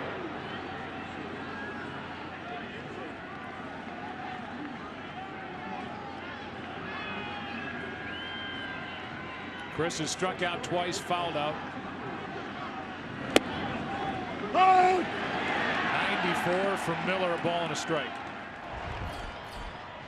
Tremendous extension out of Miller. Almost looks like he's literally throwing halfway from the rubber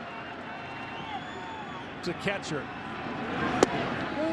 That's just inside as the closer for Cleveland, Cody Allen, gets loose.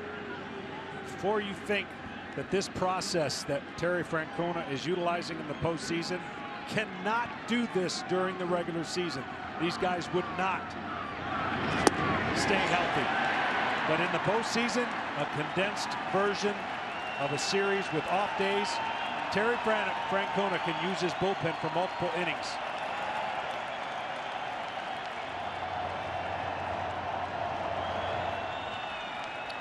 Coming off 5 days of rest at the end of the ALCS. That's outside. Full count. Makes it so tough, as we saw in the previous inning. 3-2 is not your traditional 3-2 fastball. Go ahead and see how far you can hit it. He could throw his slider anytime and feed off the aggressiveness of the hitter trying to catch up to his heater.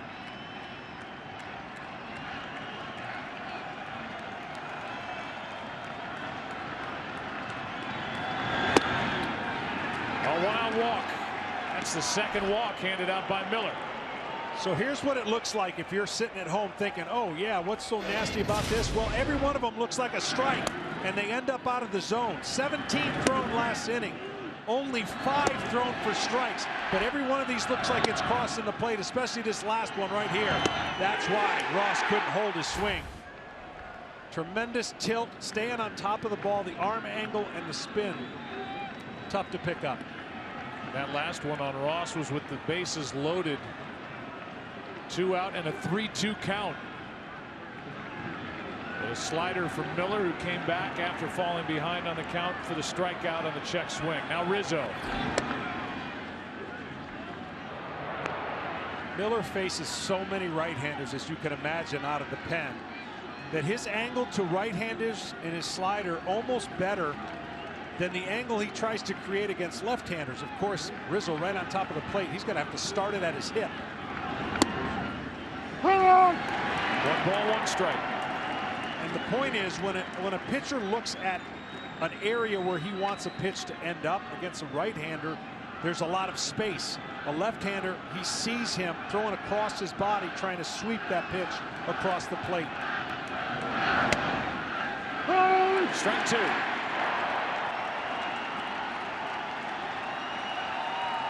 Rizzo tonight has popped up 3 times.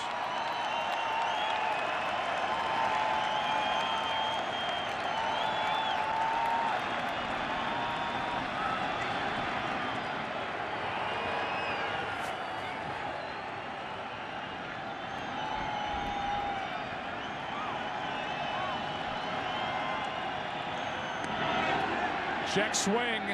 He didn't go. And the count 2-2.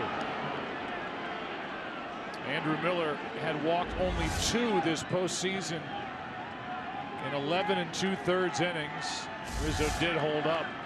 Coming into tonight's game, he's walked 2 here tonight. Rizzo choking up with 2 strikes, as he normally does. That'll get out of play.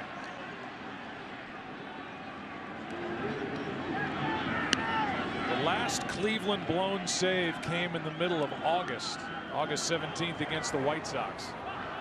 Since then, 18 for 18 and nailing down wins. And the guy in the bullpen, Cody Allen, 5 for 5 this postseason. But right now it's Miller. 2-2. Full count.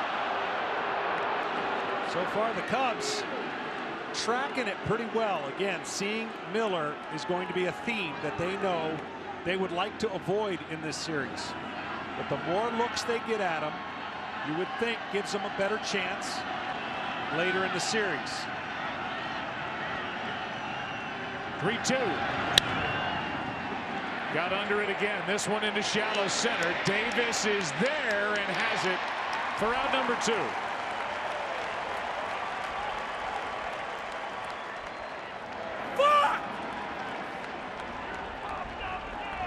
With 2 out and a runner at first, the batter will be Zobrist.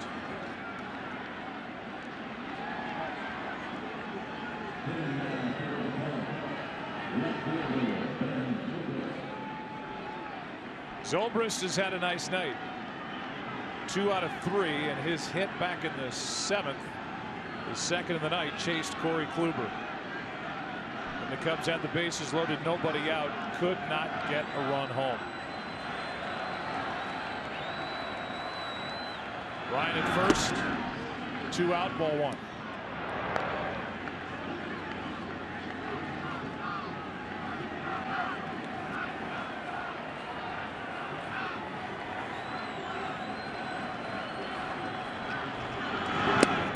That's pitch number 39.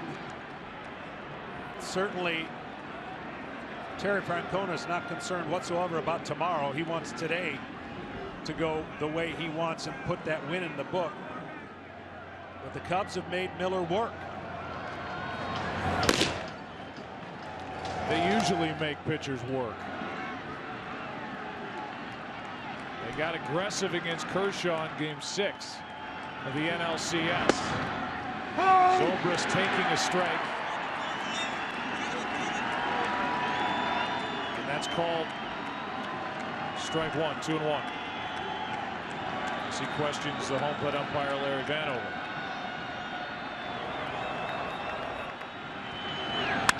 That's a base hit into right center field. Going over to third is Bryant on the 3rd hit of the night for Ben Zobrist. And with that, the tying run is coming up. And it's the DH Kyle Schwarber.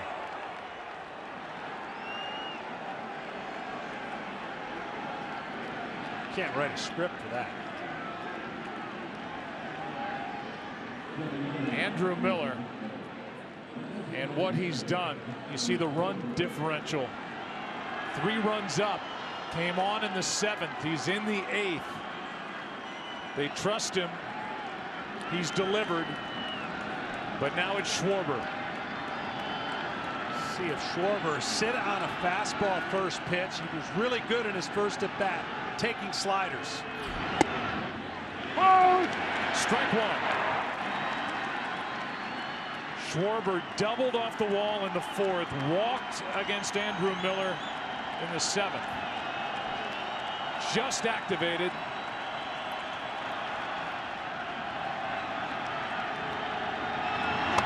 And went all the way back from 2 torn tendons in his knee that he suffered on April 7th. And under the radar, he got ready. And here he is.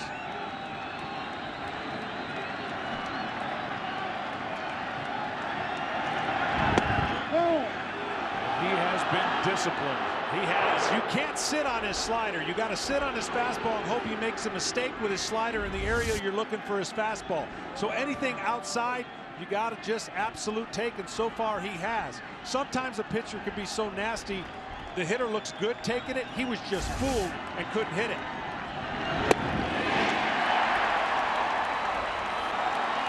Two balls, two strikes.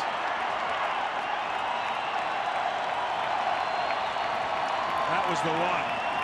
The pitch up, the high slider. Schwarber just misses it. Highest pitch count in a game this season for Andrew Miller. It's going to take him at least 46.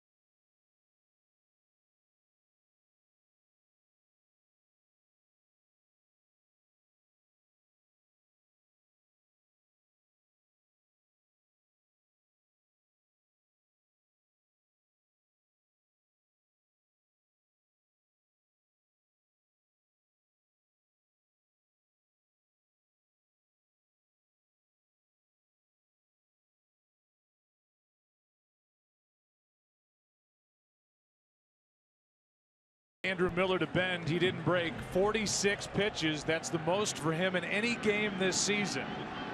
He goes 2, allows no runs, 2 hits, 2 walks, 3 strikeouts. And it's interesting looking ahead to tomorrow night in game 2. We'll get into that here in a second. Grimm back to work. Santana first up, ball 1. Here's the first thing he's going to say to his manager tomorrow. Skip, I'm good. He's never not wanted to pitch, and that's what makes him so valuable to the Indians. Trevor Bauer gets the ball for Cleveland in game 2. This is out of play. He'll make his 3rd postseason start. He's got 2 no decisions. Game 1 against Boston in the division series. He didn't go 5, and then many have seen the video of him in game 3 of the ALCS in Toronto with that wound on his pinky and his pitching hand, gushing blood. He only went 2/3 of an inning. That's a strike.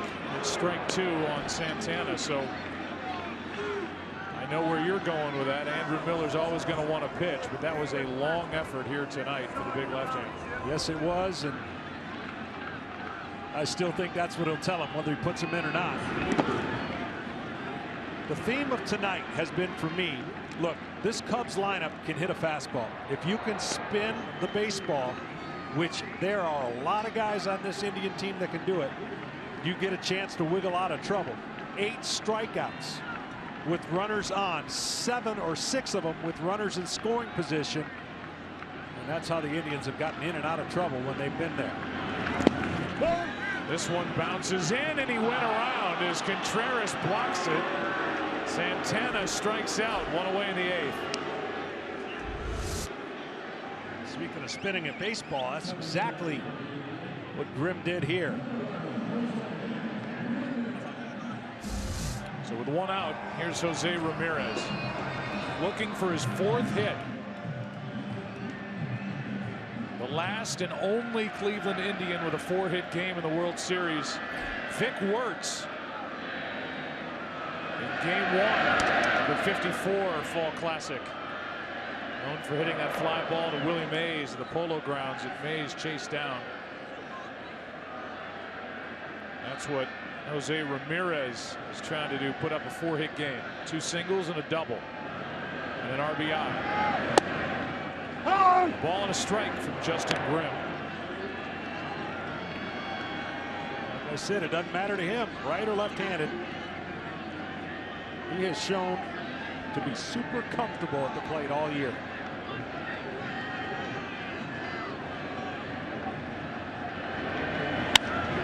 Got under it into center for Dexter Fowler.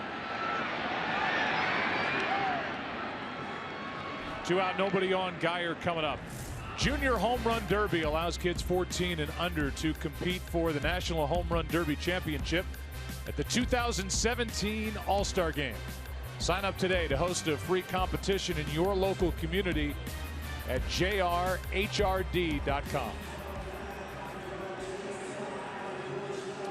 Geyer is 0 for 2, was hit by a pitch in the 1st inning with the bases loaded to drive home a run.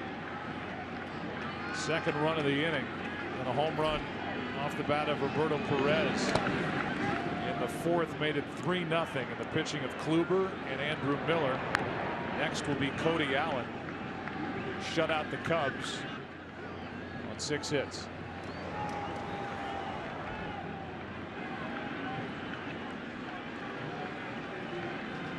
One-0 pitch to Geyer. Aaron Charlton, who is with StatsInc and with us in the booth tonight, tells us that World Series Game 1 history all time, there are 3 pitchers with 9 or more strikeouts and no runs allowed to the history of the World Series, and Kluber is on that list now, with Bob Gibson in '68 for the Cardinals against the Tigers, and Allie Reynolds, 49, the Yankees against the Dodgers.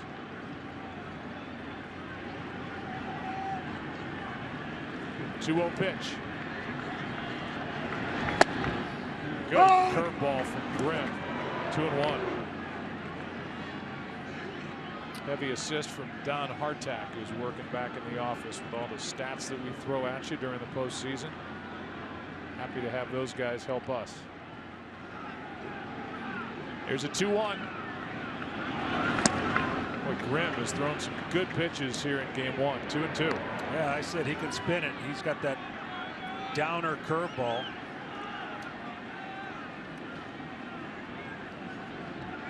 To go along with 96, 97 on our fastball.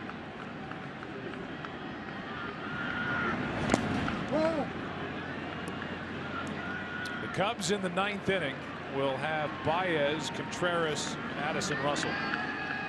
If anybody gets on the number 9 spot, which right now is occupied by Albert Almora. The combinations that work in this game, and I believe the curveball's making a comeback. Saw Rich Hill in his comeback throwing primarily 51% curveballs. High fastballs, curveball combination. Low fastballs, slider combination.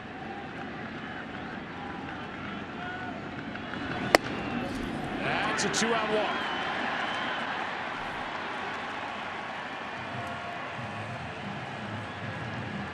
Lonnie Chisenhall will be the hitter.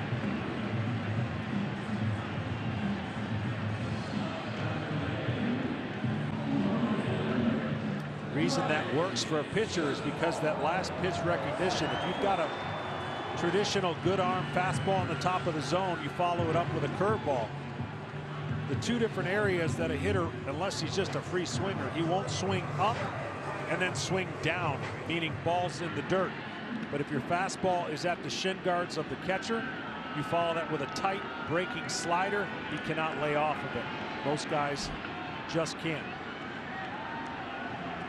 Says the Hall of Famer John Smoltz with 1 on, 2 out, a check on the runner, and Geyer back without a tag.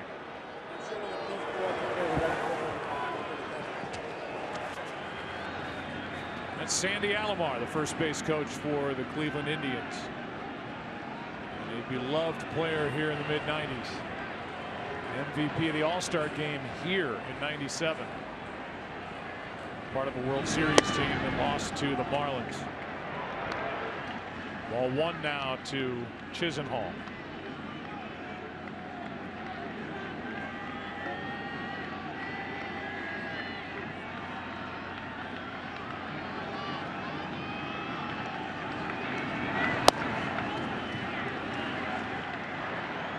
Two and 0.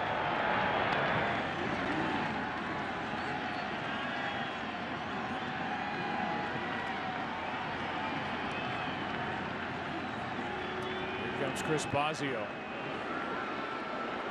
pitching coach in his 5th year with the Chicago Cubs, his 2nd with Joe Maddon. Maddon took over last year when he popped loose, was out there on the market. The timetable was expedited a bit for the Cubs. That's when they got Maddon, when they signed John Lester. It all came together here in 2016 for a team that led baseball with 103 wins and is built to win now. And with the youth on this team, in my opinion, the team to beat for quite a while to come. Yeah, absolutely. They only had one lull, and that was right around the All-Star break. Just before it, pitchers ran into a little bad stretch, and right after the All-Star break, right back where they left off, dominating. Chisenhall with a count in his favor, 2-0.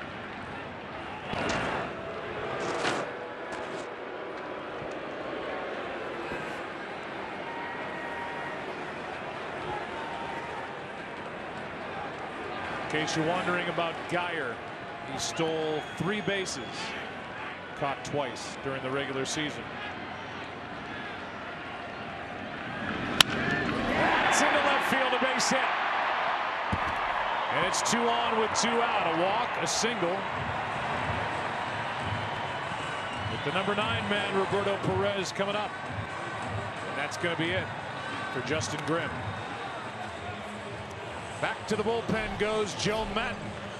Pitching change in the 8th.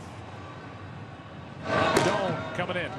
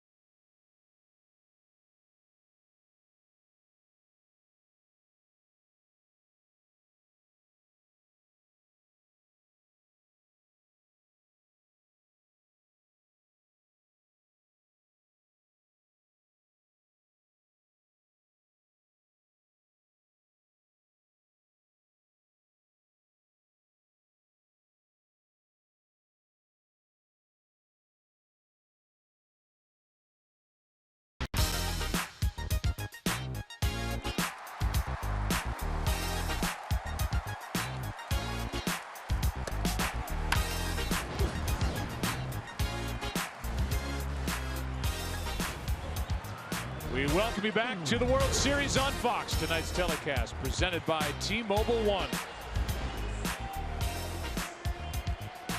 3-0 Indians. Bottom of the 8th inning of game 1. 2 on, 2 out. The number 9 man, Roberto Perez, who's caught a gem, who's homered tonight. We'll deal with the former closer, Hector Rondon. He was the guy until the Cubs went out and got Chapman. Certainly was the guy last year, Rondon. Trying to keep it within reach. 3-0, bottom of the 8th. Good speed on. Perez, ball 1.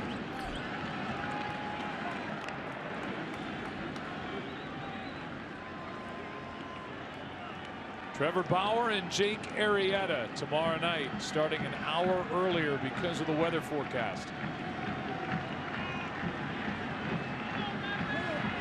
Timeout called before the pitch. Good thing Rondon went ahead and threw it. That's how you get hurt, trying to stop.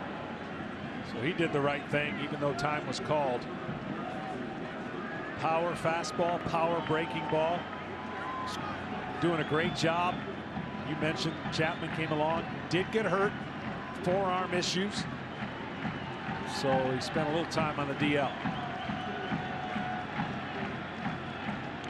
Here comes a 1-0. Oh! Fastball poured in at 95, a ball and a strike.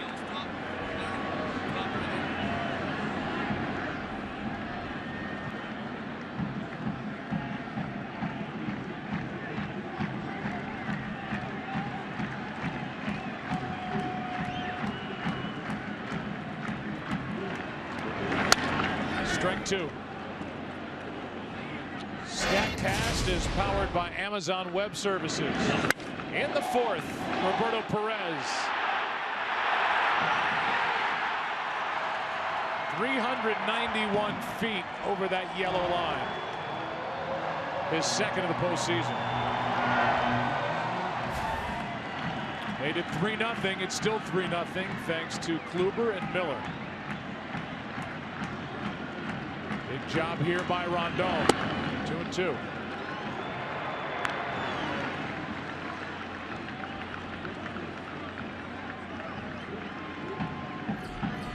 Pulling the breaking ball too far away, get it over the middle of the plate. Anywhere over the middle of the plate towards the shin guard, and Perez will swing.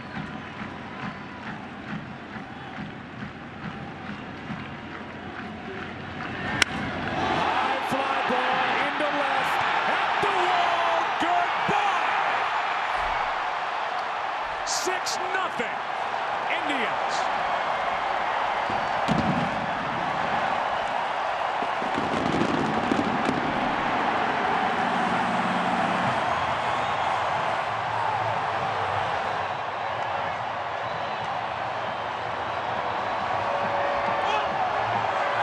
Swing he did, but not the location Rondon wanted.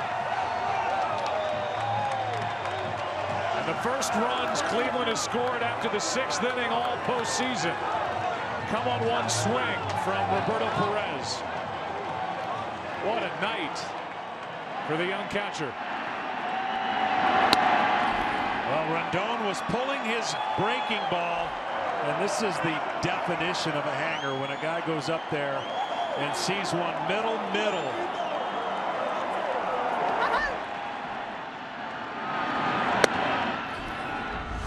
This is a hanger. This is the one a pitcher knows as soon as he lets go. He does not have to turn around, and Rondon did not turn around.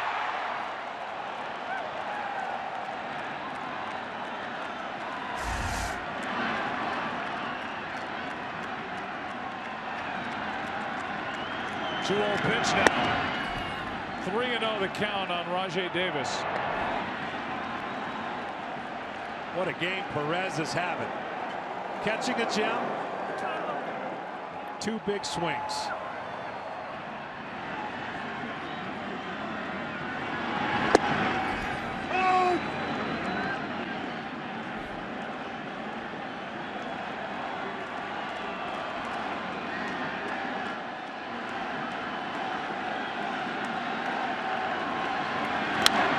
That's into right. Down. Almora can't make the play. The ball's in front of him, and Davis scoots into second with a double.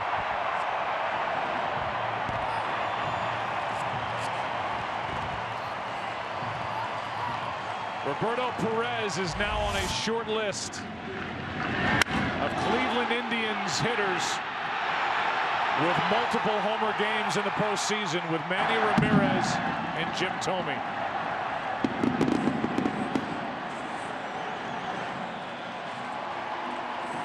It's amazing what the World Series can do. Guys that you traditionally think, because of their batting average and because they're struggling at the plate, you make them try to beat you. Well, for the night, Perez said, take that. Take notice and don't hang anything in here. Now Kipnis, strike one. Andrew Miller, another night, another job well done, although this one wasn't as routine as some of the others have been. Most important stat for him is putting up zeros, and it's 6-0 here in the eighth. That's strike two on Kipnis. I said the Indians had to be very opportunistic in how they score, and they don't score a ton. At least they haven't this postseason. But with 2 outs, a base hit, a stolen base, and 2 uncharacteristic walks out of Lester, a swinging bunt hit and a hit batsman, they scored those 2 runs with 2 outs, and then right here a 3-run homer with 2 outs. That's how they've been getting it done. It started with a 2-out walk to Geyer on a 3-2 pitch. Now Kipnis rolls one fair to first, and that ends the inning. But Rondon comes in with 2 on, 2 out. And Roberto Perez goes deep. It's been a big night in Cleveland, Ohio. The championship banner raised next door for the world champion Cavaliers. And the Indians 3 defensive outs away from a 1-0 lead in the World Series 2016.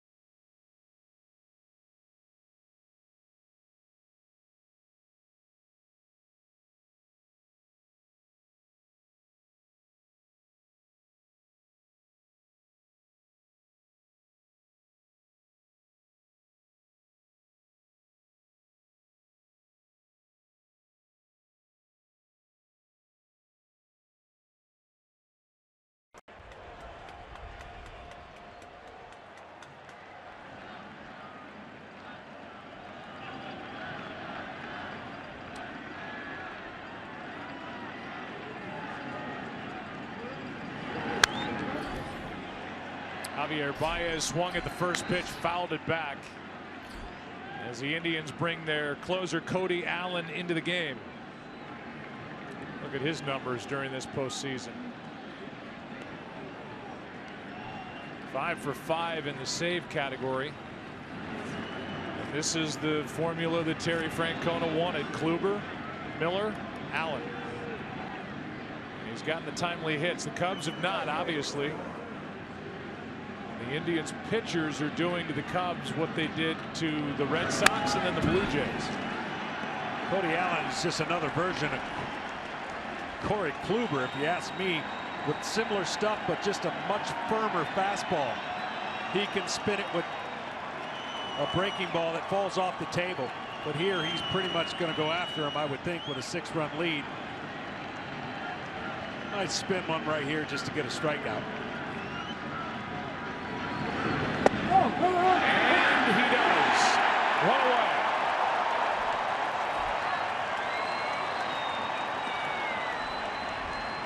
The Indians held Boston and Toronto to a combined average, John, of 129 with runners on base. That's how you win postseason series. And tonight, the Cubs are 2 for 13 with runners on base and 8 strikeouts. They've just done a better job, the Indians have, executing in pressure pitches with 2 strikes, 3-2 count, going for the kill when they have it, and only making a couple mistakes, really.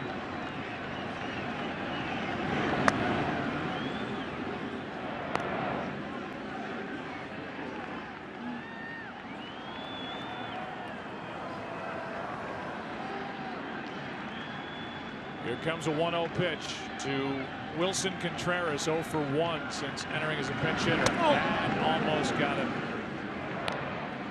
On the hands, the wrist, the forearms, it's inside 2-0. The last Game 1 shutout was thrown by the Reds against the A's in 1990. 7-0 win for Cincinnati. 2-0 pitch. That's foul. Well, earlier I thought the key for the Cubs was going to be don't miss the fastball, and they really never were given an opportunity to locate or get after the fastball because Corey Kluber painted the fastball on the inner half part of the plate against a lot of left-handers. Maybe Zobrist had one of the better approaches for the Cubs tonight, the way he was swinging. He had 3 hits. That's high. 3-1. Sometimes in this game, I know even Pete Rose talked about the ability to make in-game adjustments and maybe back off the plate. Guys today just aren't equipped to do that. Younger players are stuck in their ways, and they certainly have had success. That's well hit into right. Back at the track. It is off the wall. Contreras with an extra base hit with 1 out. And he will hold at second with a 1-out double.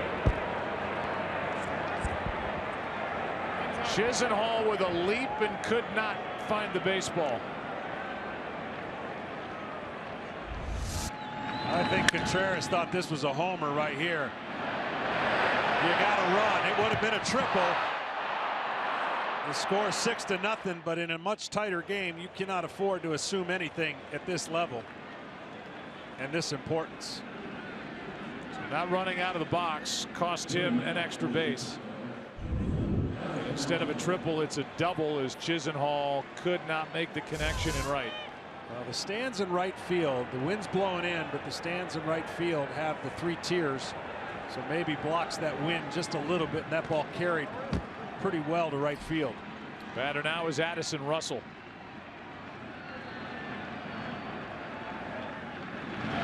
Let's just finish the story about, well, 2 stories to finish. One, the Indians looking for back-to-back shutouts. They threw a shutout in Game 5 of the ALCS in Toronto. Trying to back that up with a shutout here in Game number 1 of the World Series. Here comes a 1-0.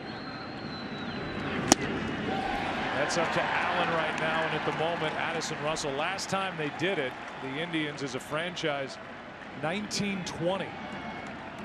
Shutouts thrown in games 6 and 7 over Brooklyn, a team that was then known as the Robins, became the Dodgers. One of their 2 World Championships, along with 1948. Here's a 1-1. Strike 2. You know, a starter's job is to try and navigate and set a hitter up to get through 3 at-bats. Well, when I was closing in a situation like this in a 6-run lead, I never was going to show the opponents what I was going to do to them in a tight situation. That's the only reason I hate 6-0, getting your closer in. I get why they're doing it, 5 days off, but you really don't want to show them the scenarios that in a 1-run game or a much closer game of how you're going to face them. So this is one way you can actually play games with the opponent. Struck him out, 2 down.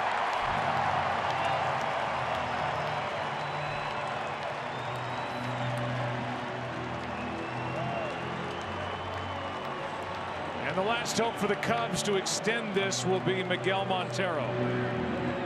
Now, it did cost me a couple homers, but it worked out later with that same hitter expecting the same pitch. And of course, I didn't deliver the same pitch. When a closer knows he's going to come in a best-of-7 series potentially 4 times to close this out for his team if he's given the opportunities, those are some of the things you think about, especially with a 6-run lead in tonight's game.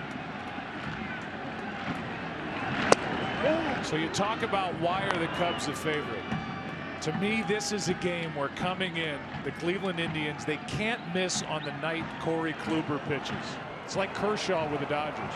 Joe Madden is in a great position. He comes back with Jake Arrieta and then Kyle Hendricks to back him up, and Lester waiting around for game 4. So the pitching situation will evolve as this series goes. But the advantage is still with the Chicago Cubs because of the depth of that rotation. Absolutely. If you feel like you're the better team, you just have to have more patience. You knew starting on the road in a hostile crowd against a great pitcher, the goal of any team when they start on the road is what? You got to split. We got to win 1 out of 2. Bare minimum. Here's a 2-0 pitch. That's a strike. I said Lester, tonight's starter in game 4, meant Lackey, but then you've got Lester coming back around on normal rest in a game 5, so that's where the advantage is, and I really believe it will reveal itself as this series continues. Francona, though, got what he needed here tonight. Terry Francona will go to 9-0 as a manager in the World Series. That's strike 2. And really the other storyline is if this series does go 5, 6, 7, the usage of the bullpen and the amount that the Indians use it, will that come back later in the series? But right now the formula has been they haven't needed it. They've won 7 games and played 8. This could be 8 and 9.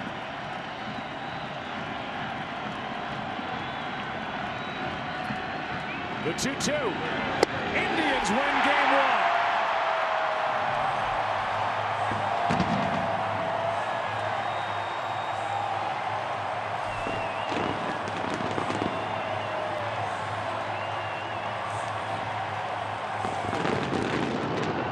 Kluber the winner, 3-1 this postseason. Lester the loser, 2-1 in a 3-hour, 37-minute game.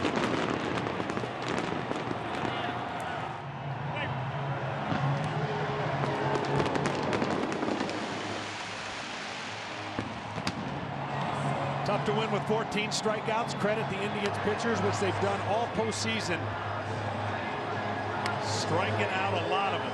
15 times did the Cubs strike out. Cody Allen struck out the side in the 9th. The Indians get the win with their big ace, Corey Kluber, making the start tonight.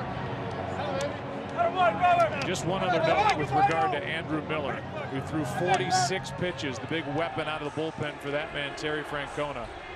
The last pitcher to throw 46 or more pitches and then pitch the next day in the postseason, Keith Folk, with Terry Francona's 2004 Red Sox during that epic 3-0 comeback against the Yankees.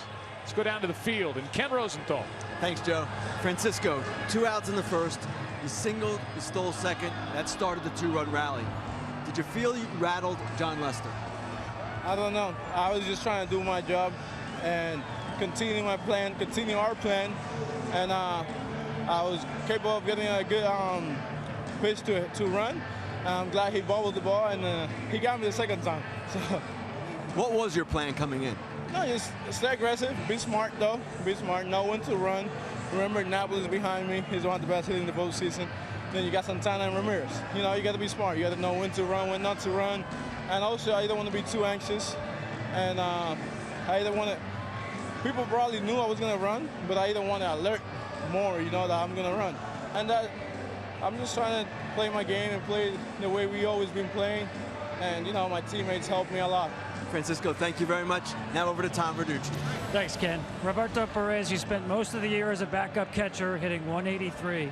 Game 1 of the World Series, you catch a shutout and hit 2 home runs. Describe what this night means for you. Oh, it means a lot, man. I'm enjoying it. I'm just having fun out there. I have confidence right now going into this game. I was controlling my emotions. I think that was the big part. I think first AP against Lester, I tried to do too much against him, you know, trying to get that bat out of the way. But I mean, it's been an unbelievable night. I can't describe the words right now. Let's start with Corey Kluber. He gave you 6 innings. He had 24 called strikes in those 6 innings. What's it like to catch him when his ball was moving as much as it was? It's fun. I think he just attacked hitters. We got ahead of hitters today. I mean, he's been doing that the whole year. I think like I said before, you know, he's our ace.